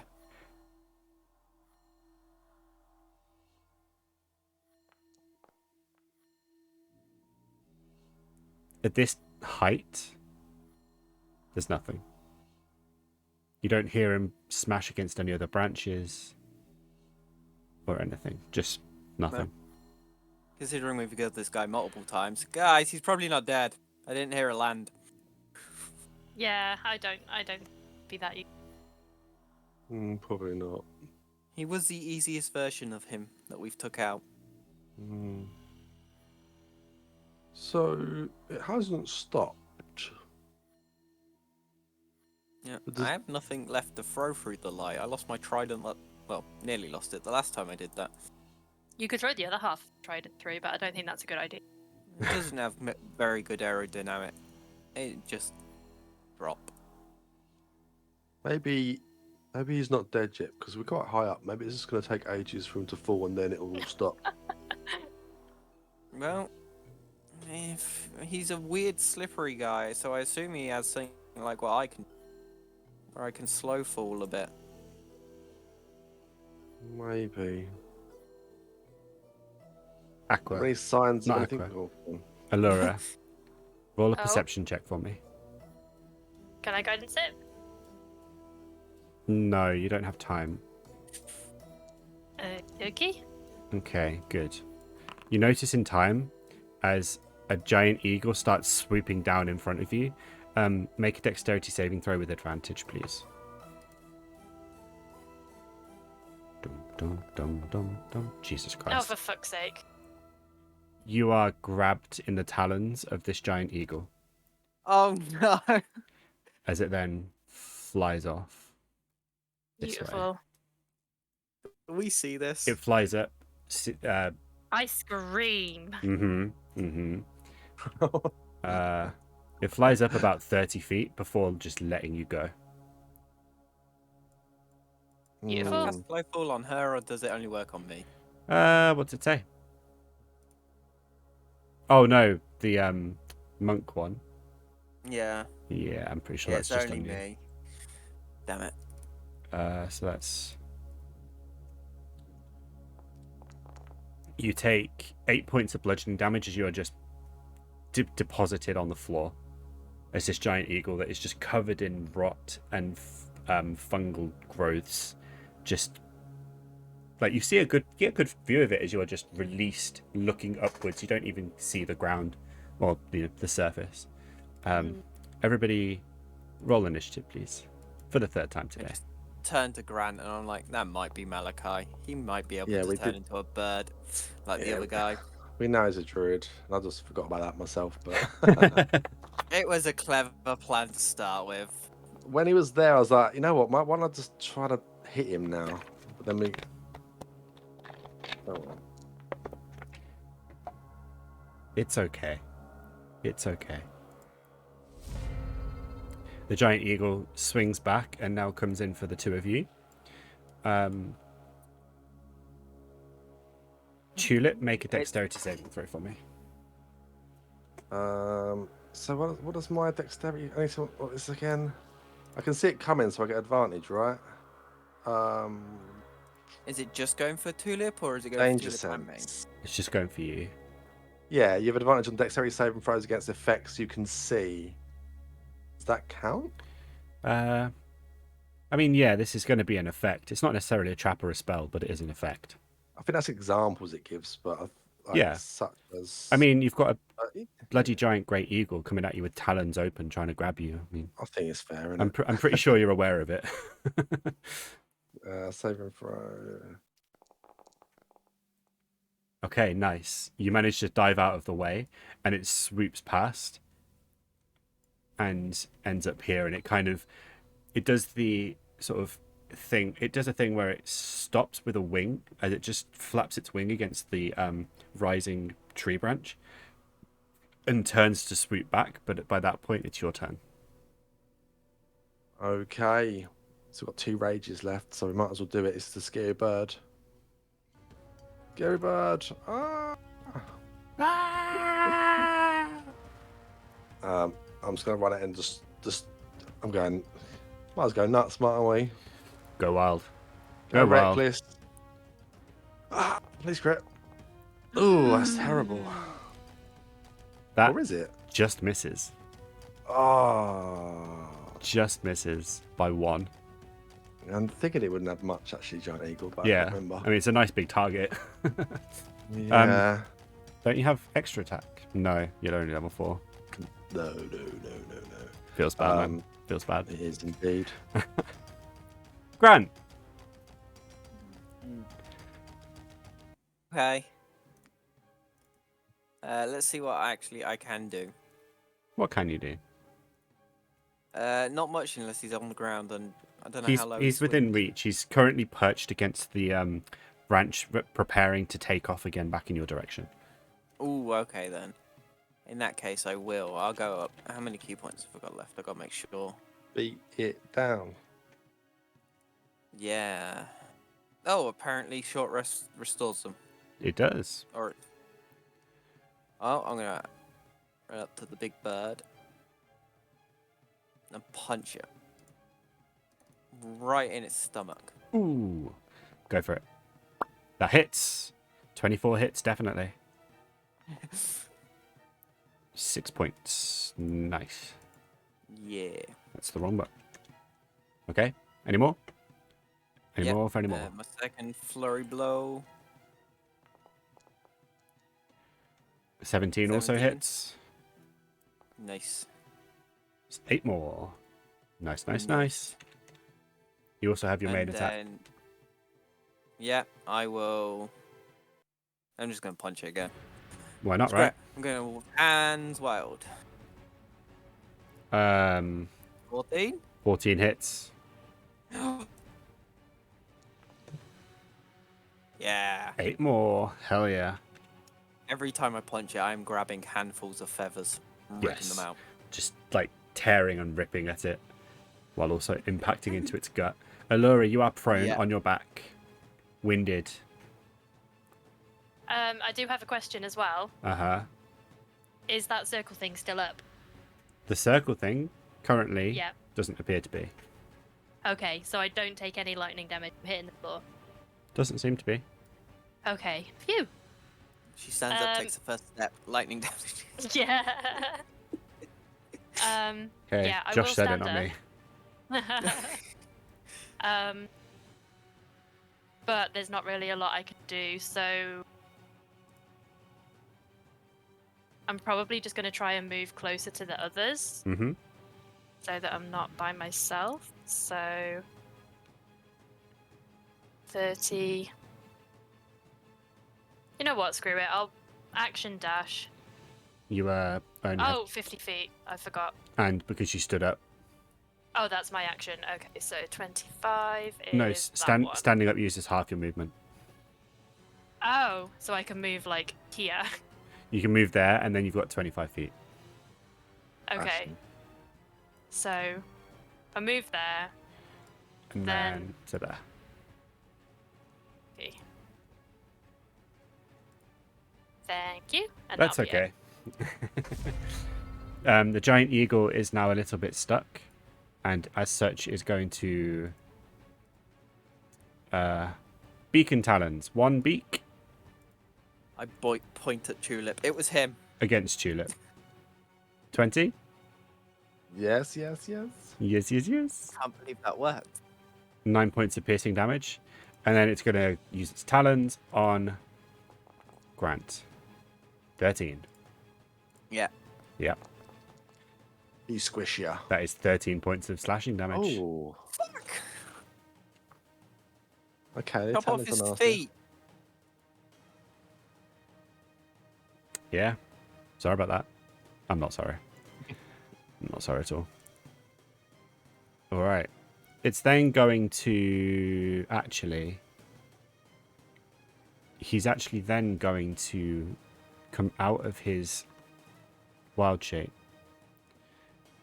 Which What do you means mean that here? This is a giant eagle. I need to then add... Oh my god. Then need to add Malakir into the initiative, but I can do that manually. Quick, Tulip, it's our turn. Let's grab the rope again and chuck him off. Just keep doing it. I mean, it doesn't necessarily matter. He's still in technically the same spot in the order. It's fine. Tulip. Oh, he was a bird a second ago. Oh. He was a bird. He was a bird. Go for it. Do it. Come on. That'll hit. Thankfully, but not enough damage. Could have got more dice rolls. Although, You can't do much better than that, though. Really? for the damage dice, no, true. Yeah, exactly. I'll take that. Do. Damn it. Yes, I think that's it. Because I always forget if we have any extra bonus actions, but I'm pretty sure at this level I don't really have anything. If you go into actions, it'll tell you. You've got Rage and Great Weapon Master attack. Yeah, that's only if I crit in it. Mhm. Okay. That is me, but I'm quite content we got some damage on him. Got some damage on him. Okay. Gloria blows. Gloria blows! I knew it was him this whole time. Just still carry on punching him. Nice. Yes. Nice. That hits. Wow, they all can't be bangers. Second flurry of blows. Do it. That also hits. Nice. Nice, nice. 7. And then I still have my action. Mm-hmm. Can I do it even though technically I don't have nothing to... Can I grapple him? As an action. Yeah. Yeah. My main action, I want to grapple him.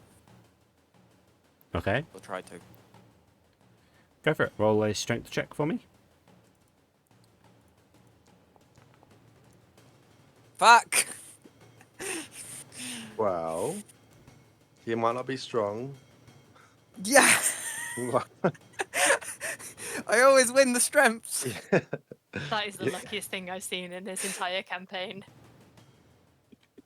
You accidentally snap his neck while grappling him.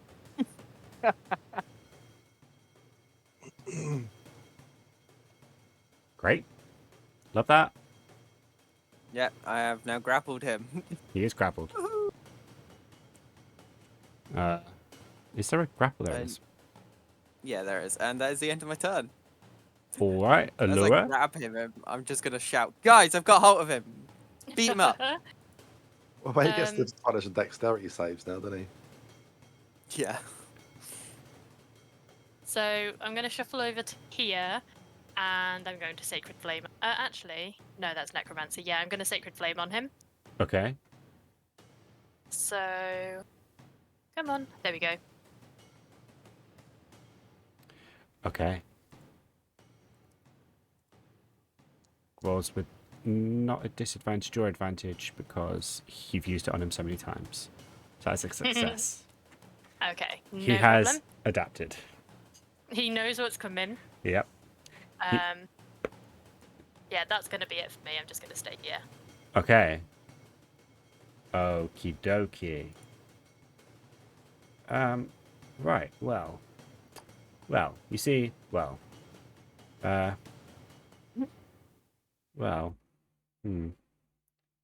well, you see, you can still cast spells while grappled. Did you know that? Wait, what? Yeah. No. Of course he can. So you can still move his hands. So he's gonna cast Spike Growth there. I need everybody to... creature moves over the... Oh, that doesn't actually really do any damage straight away. But it's okay, because I'm thinking ahead. And then, as a bonus action, while grappled... I preferred him when he was an eagle. Well, it's funny you should say that. Oh, for fuck's sake. Instead of a giant eagle, he's just going to turn into a smaller eagle. And just be ungrappled now. Wait, that just makes him ungrappled. Don't he have to at least still do a check? Nah, he just slips through your arms. Can't I get, like, reaction to try and re-grab him as he does that? Have you ever tried to just grab a bird? Yes, I've managed to catch a couple pigeons in my lifetime. Oh my. He's then going to start flying away. We get a hit. Yeah? Do I, or because I was grappling him, I don't? No, you can. You can try. No, I don't want. I mean, that does hit.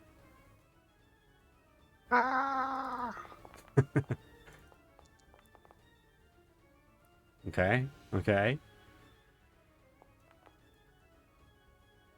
16 damage to an eagle with 5 hit points. Grant just punches the bird as it flies away. The impact of the blows brings him here, but he does then switch back from the bird into Malakir. Like, I act that I went to punch him, but realistically it was me trying to grapple him again. I just full and fisted him. Oh, shit. Phrasing. Oh, yeah. Okay.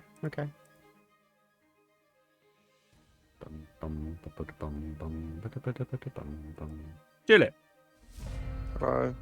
Hello. Big bird turn man, turn little bird, turn man. Yes. Disgusting fungus-covered man. There's spikes under my feet, but there's no spikes here. True. So, is that okay? Is it only if I go through the bits? I don't know what it said. I think it moves within, so because you were already within it, you do take 2d4. Oh, is it? But then okay. you would then, because you're out of it then, it wouldn't affect you. Okay. So you're going to do 2d4 then? Yes. Oh. Okay, so you were aware that it was spiky. Yeah. But to get out of it, because the spikes are technically already there. Or is it because would he lost it if he changed to an animal, or concentration for the hits or anything? That is a good question. Well, then I might have taken a 2d4 anyway beforehand, but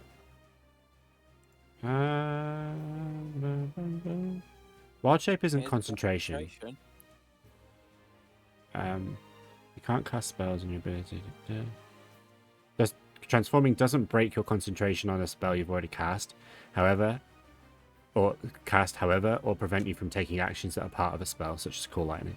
So if, like, because it's already been cast, the concentration's not broken. Although he took damage, so he's so sort of, 2 hits, didn't they? I'm Yeah. thinking. that's fair. That's fair. But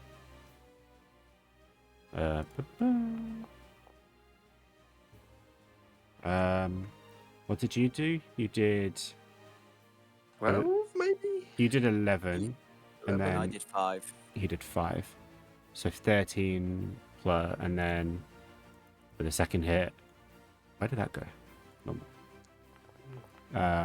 He's fine. Yeah, he's fine. But no, that's fair. That's a fair question. Cool. 2d4 3. That's magical though as well, or is it not magical? Is the spikes that come from the ground? That is another good question. You're asking all the good questions today, man. You're asking all the good questions. I mean, it'll save me like 1 HP, but I'm just thinking it makes spikes, but it's not like Yeah, it just says Magic. piercing damage. it just Yeah, makes- it's just piercing damage, so you just take 1 Okay. point. okay. Scathing half. damage. Like half damage. Nice. And then I'm gonna go hit him. Are you? finally, Oh, after that's funny. You should say that. I was expecting nothing less. hopefully anyway. Whoops. Oh, I saw a 20 for a second. Well, it was a 20, but I mean, it still hits. All right. 11. Okay. That's the wrong button again. What? No, stop moving. There we go. Smacked him 5 feet. It's just yeet. Oh, and I hate to be that again, but he's got Oh, a yeah. concentration check. No. It's a good So I thing. know how far Alura might have to move. That's a success. Ooh. Because it's 10 or half, so half would be 5.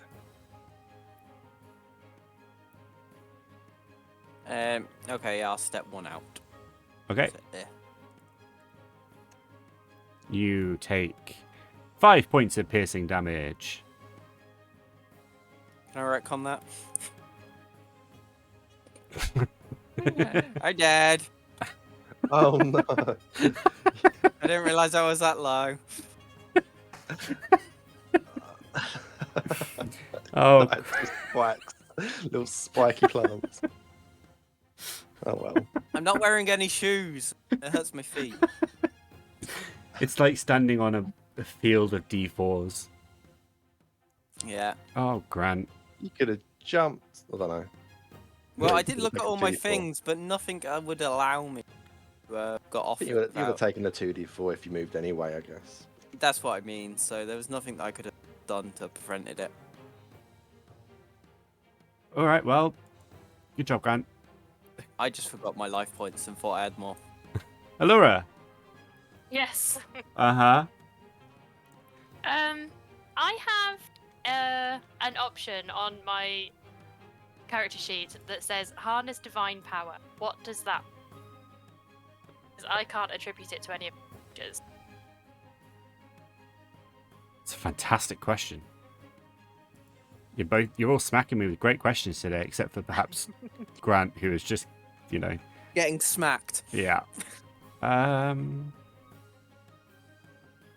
bum, bum, bum, bum, bum, bum. Bum, bum, bum, bum, bum, bum.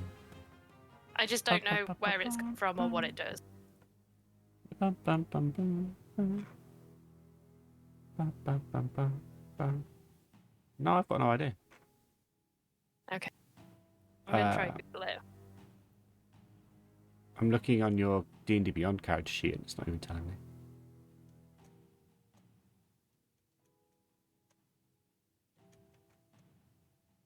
So it looks like it's apparently a paladin thing. You're not a Don't know paladin! why- I know. I don't know why it would be on here. Wow, let's delete that. Use Yeah. channel divinity. Rick, no, channel divinity. Talk to your god. It's too late. She already did that. Oh, so I'm looking at something called Stack Exchange, and it says you can expend a use of your channel divinity to fuel your spells, which I only have one channel divinity and I've used it, so that's not great. But Okay, that sounds familiar. Kind of sounds like sorcerer points in D&D a way. wiki dots.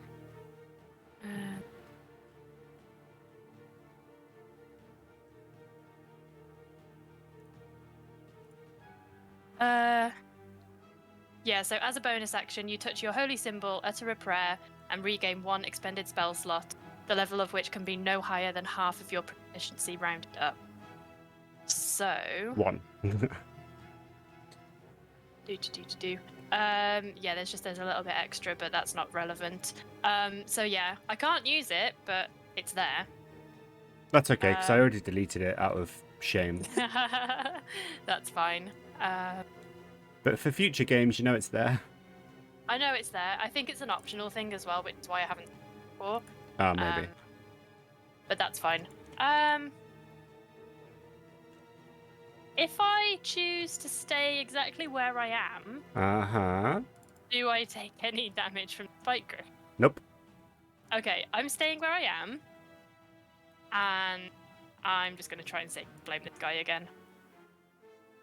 Because there ain't a lot more I can do.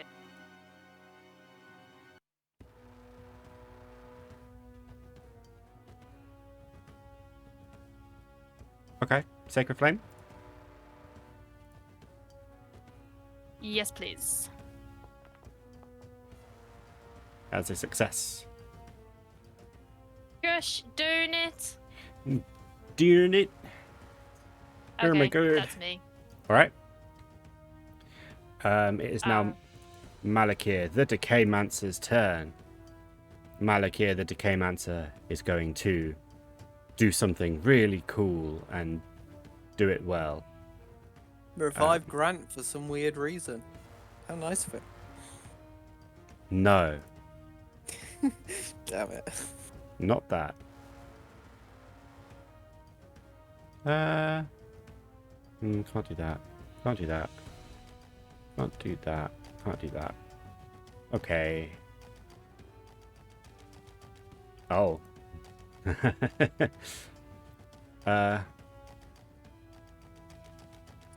Hey, Tulip. Roll a Constitution saving throw for me.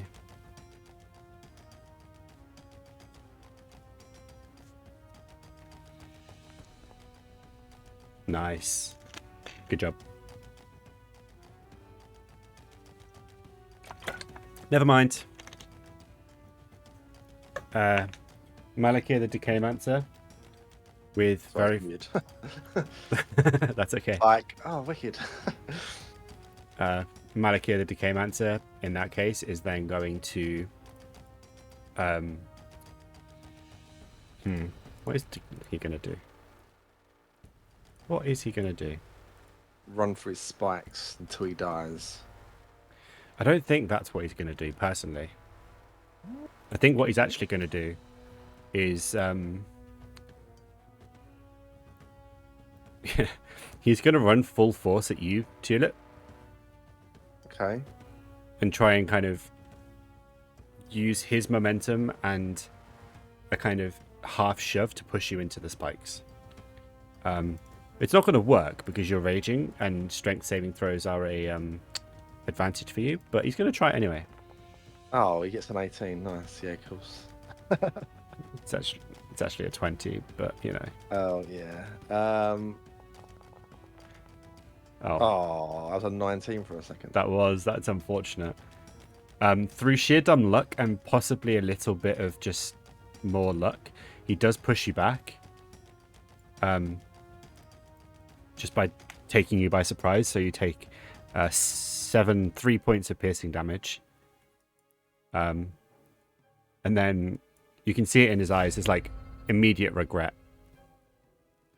I can't see the Grant's down, but I'm not like I could do much about it anyway. Yeah, you're not looking that way. He's fine.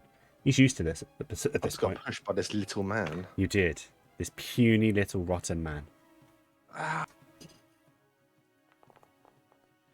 Oh, I need a crit, please. You still hit though. At least you're hitting when you miss the crits. True, that's not bad. 14. It's not bad at all. It's not bad at all. Yeah, single attacks, it's killer. Grant, poor Grant. Stop doing. Stop being. What? Okay. Grant, roll a death saving throw for me. Of course. Okay. That was close. Wow. Close either way. Alura. I did did reply you? to what you sent me. Oh, I didn't see, sorry. Did you do a concentration check for the spikes again? Yes, he does. That's okay. Thank you for reminding me. That is a fail. Spike growth is gone. Nice. Thank God.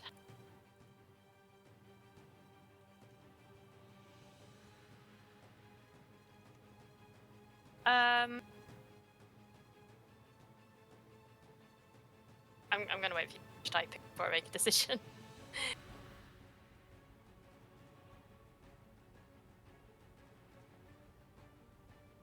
Oops. Right, okay.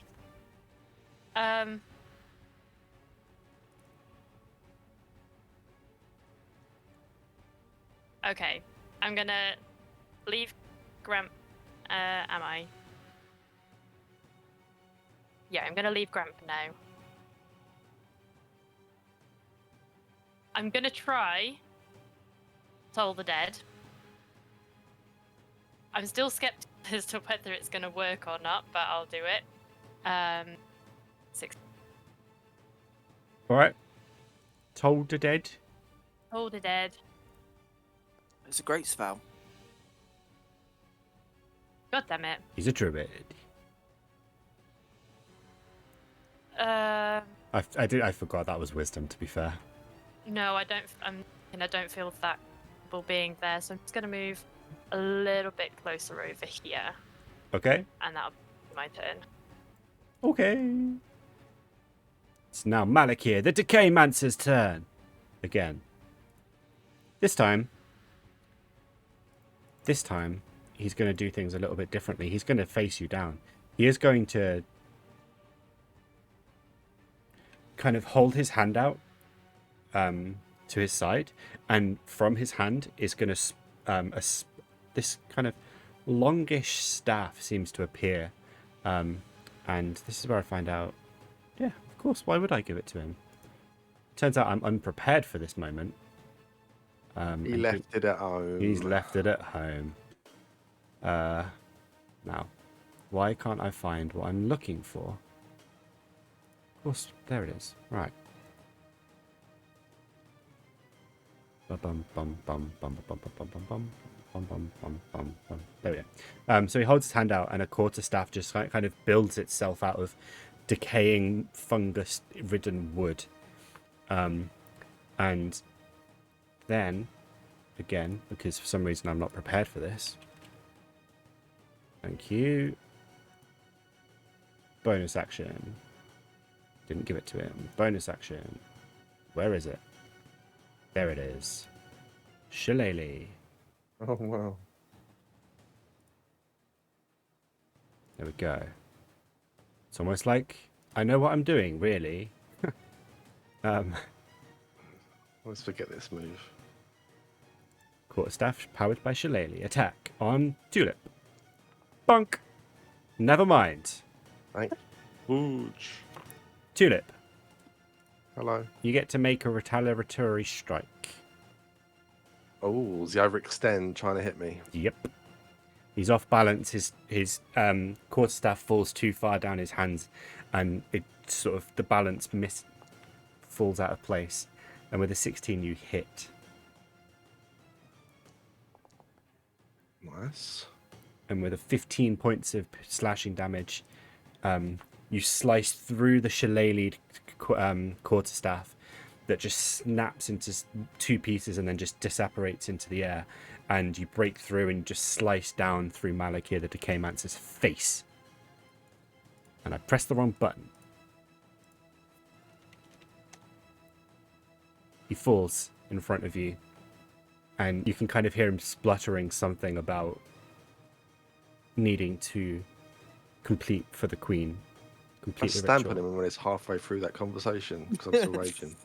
Just stamp on his head. You just brutally and savagely just destroy his head till it's a mushy pulp. Rage Tulip knows that casters can speak and like cast spells, so it's like, nope, stamp.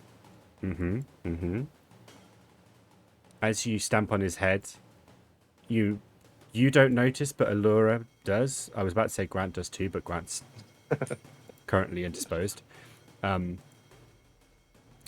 You notice that the portal seems to be dying down, and while it's still sort of there, it stops flickering.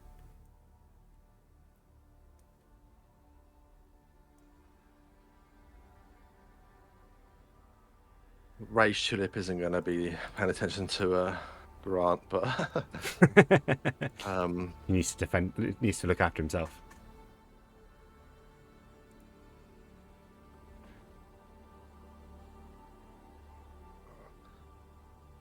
I don't know if Alura is going to help him.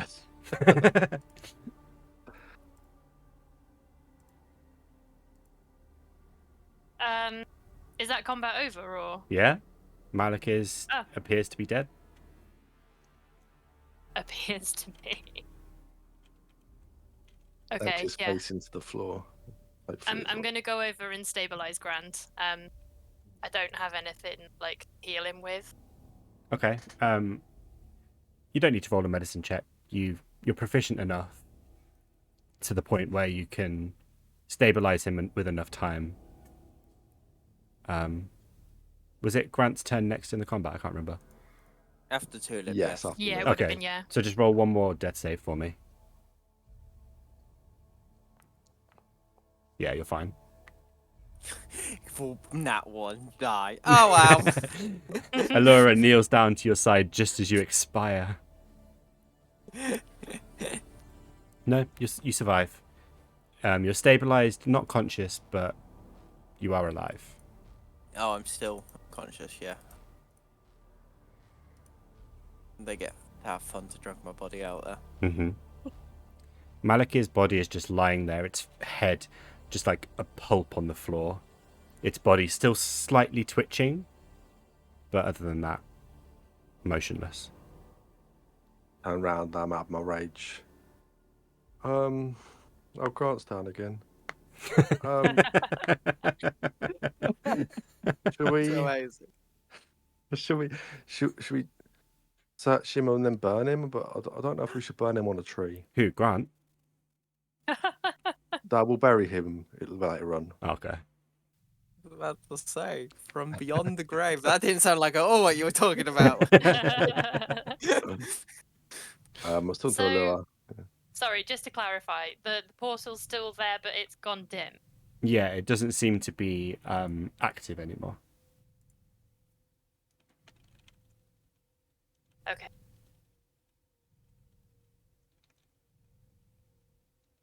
Other this. I'm going to check the body of Malik here.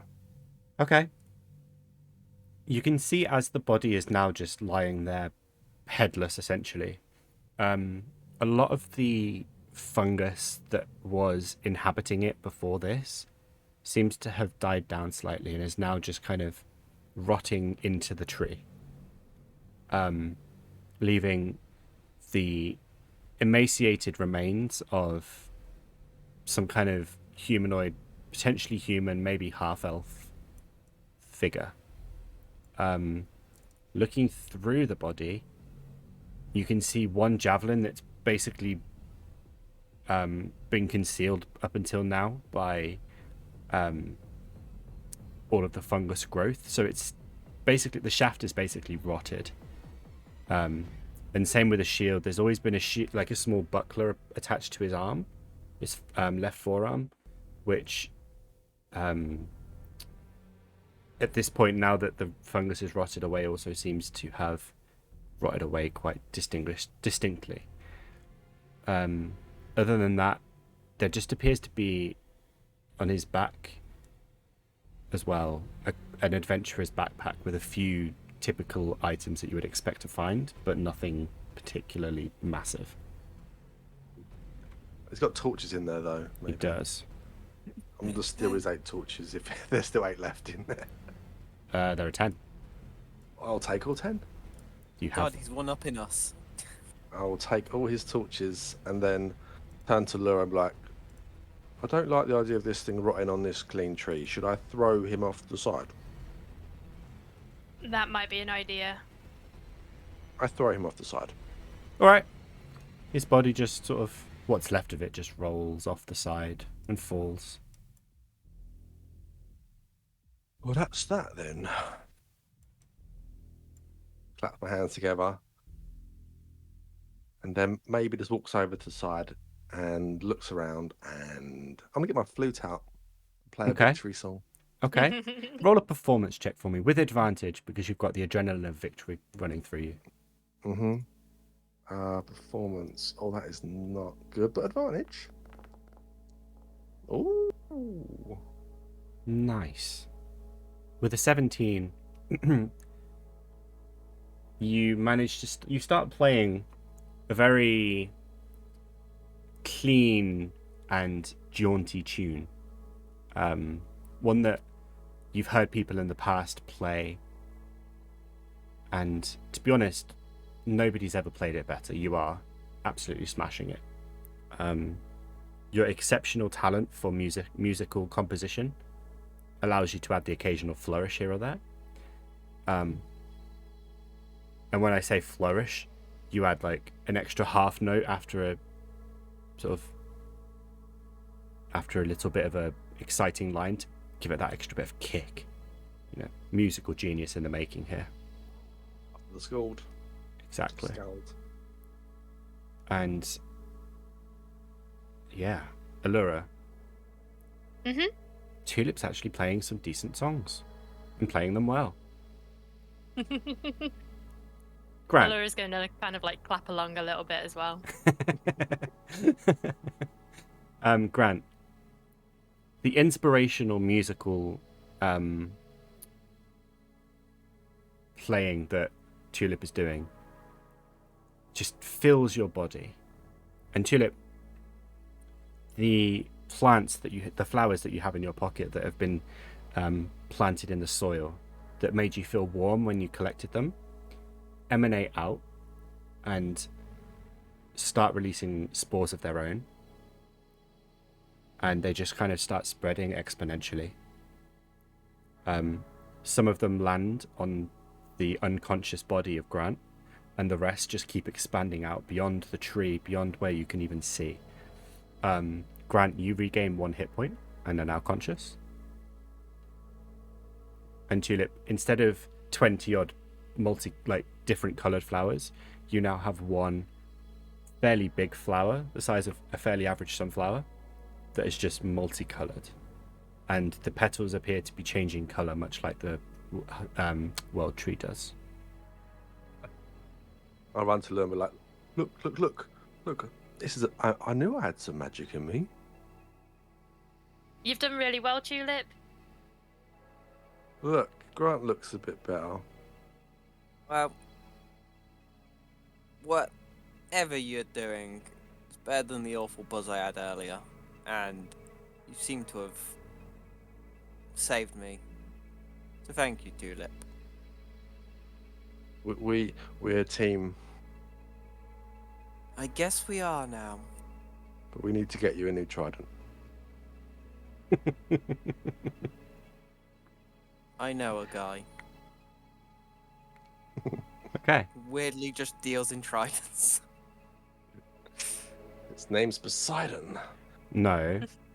No one knows his tridentity. Yeah, Oh, I was dear thinking God. of that weird djinn from Baldur's Gate. I don't know what you mean. Secrets.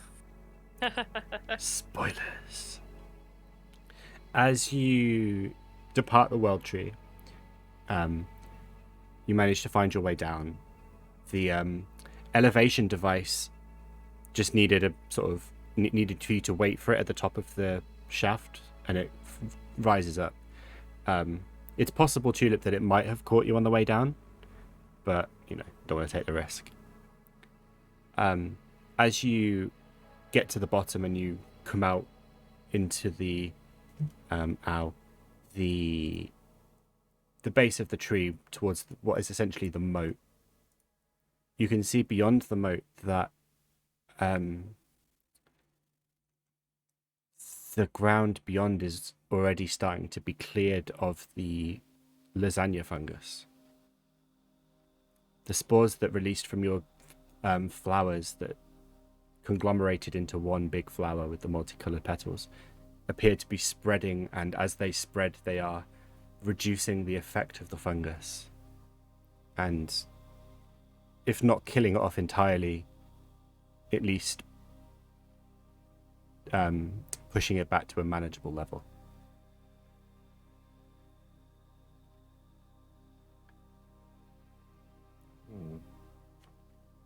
Very nice.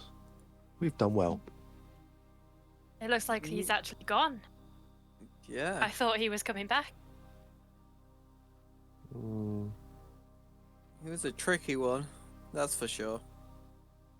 We had to kill him like a lot of times, right? A lot more than usual. Yeah. Well, considering usual's 1, how many times did we actually kill this guy?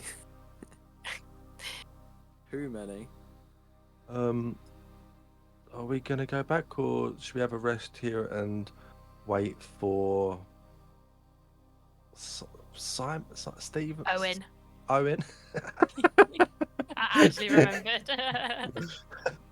I can't tell whether you were like playing it up or whether you just couldn't remember his name. I thought it was Simon or Steve or something. He wasn't too helpful, considering he was meant to have gone back. I feel like it's been days. It has, but it was going to be 10 days before he gets back. Exactly. It's probably close to. You've still got like 2 days left. Okay, we'll Yeah. have a long rest here and start heading I think back. we should. Yeah, I'm happy to stay here for a bit. It seems very chill now. We've cleared. Maybe we should wait for Owen here, at least for a Mm. couple Who of days. knows?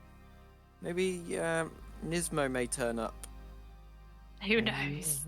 Maybe we should go find the druids, because they'll be happy, and maybe we can get a really good meal. I don't know, Tulip. I think I'd be quite happy with some of your magic stew for now. Magic stew, magic flute, Magic flower. You know, Magic flower now, yeah. Yeah, who knew a guy that hits things with a big axe had more magic than any of us? He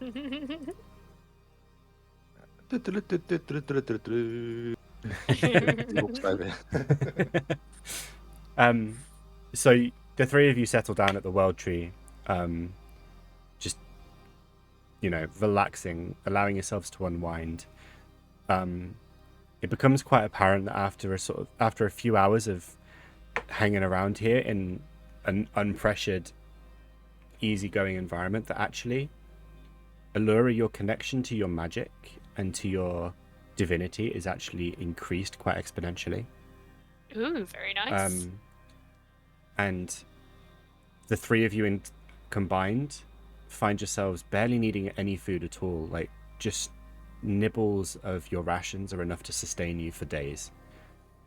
And basically time passes so effortlessly that by the time Owen arrives 2.5 days, 3 days later, with about 200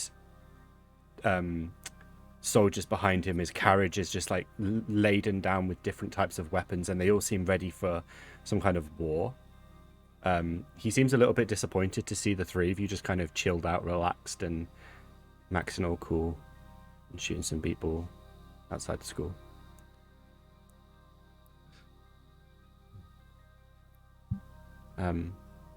After you fill them in on what's happened, the soldiers basically about turn and start heading straight back, and Owen offers you a lift into the city if you wish.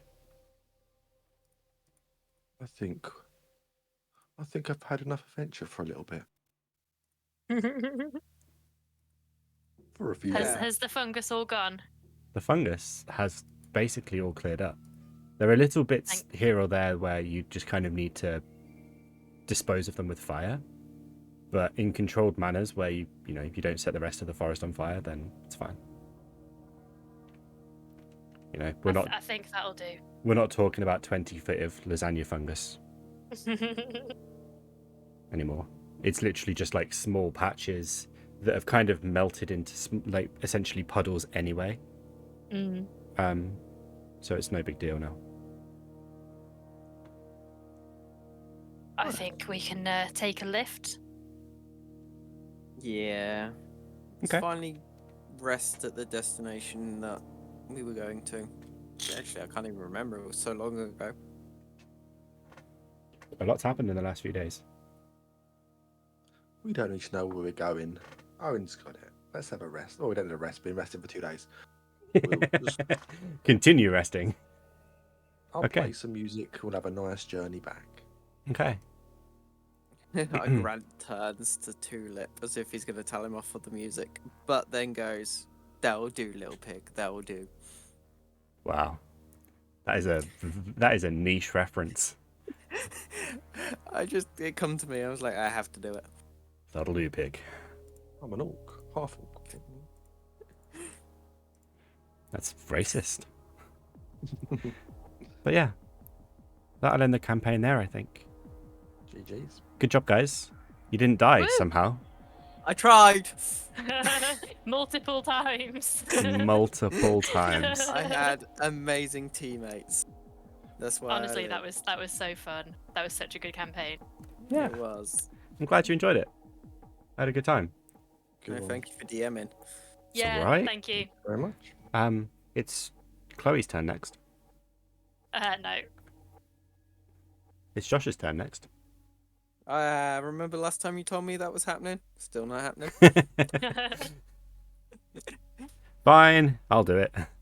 But no, that was fun. I enjoyed it. Burias get a pass out of that. Because Burias has already DM'd a session. Fair. He's There'll be another one. yeah, exactly. But no, that was Pirates. More pirates. That was good. I enjoyed it. I'm glad you guys had fun too. It was. And good job It was on great. literally making it to the final fight and nearly not having a final fight because you almost died. I feel like it would have been such an interesting anticlimax if you'd have just died before you made it to the end. I know. Imagine on that tree branch, I screwed it all up, killed everyone. God. I don't know what I'd have done. Well, that was fun. We should do this again sometime. Hey, how about next week?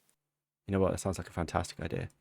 Next week, we have a one-shot planned. I'm hoping to gather quite a few people together for it. So these three, if they're free, I assume they are. I mean, Chloe and Josh don't have a choice. Burias should get a pass because, you know, you haven't been my friend for many, many years yet, so you still get a pass on these things. But we're hoping to get a few other people, like Yathina might be back, Rob might be back, we might get Jay. That's like 6 or 7 people. We'll see what happens. It'll be fun.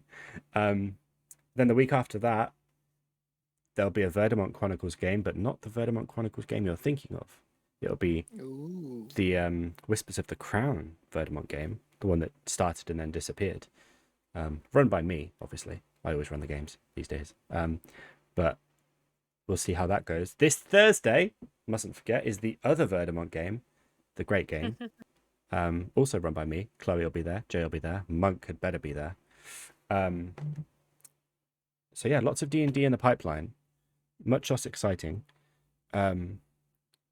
So don't miss out on that. All right.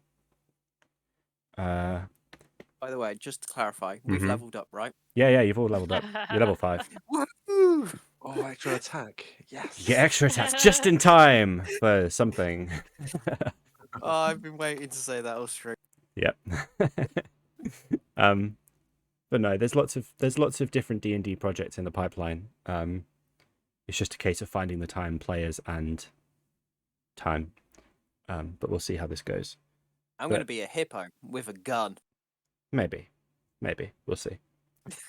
We'll see. But no, thank you for joining us. If you did, feel free to check out the VODs on YouTube because they're all there. And join us next time for more games and stuff and fun. Goodbye, everyone.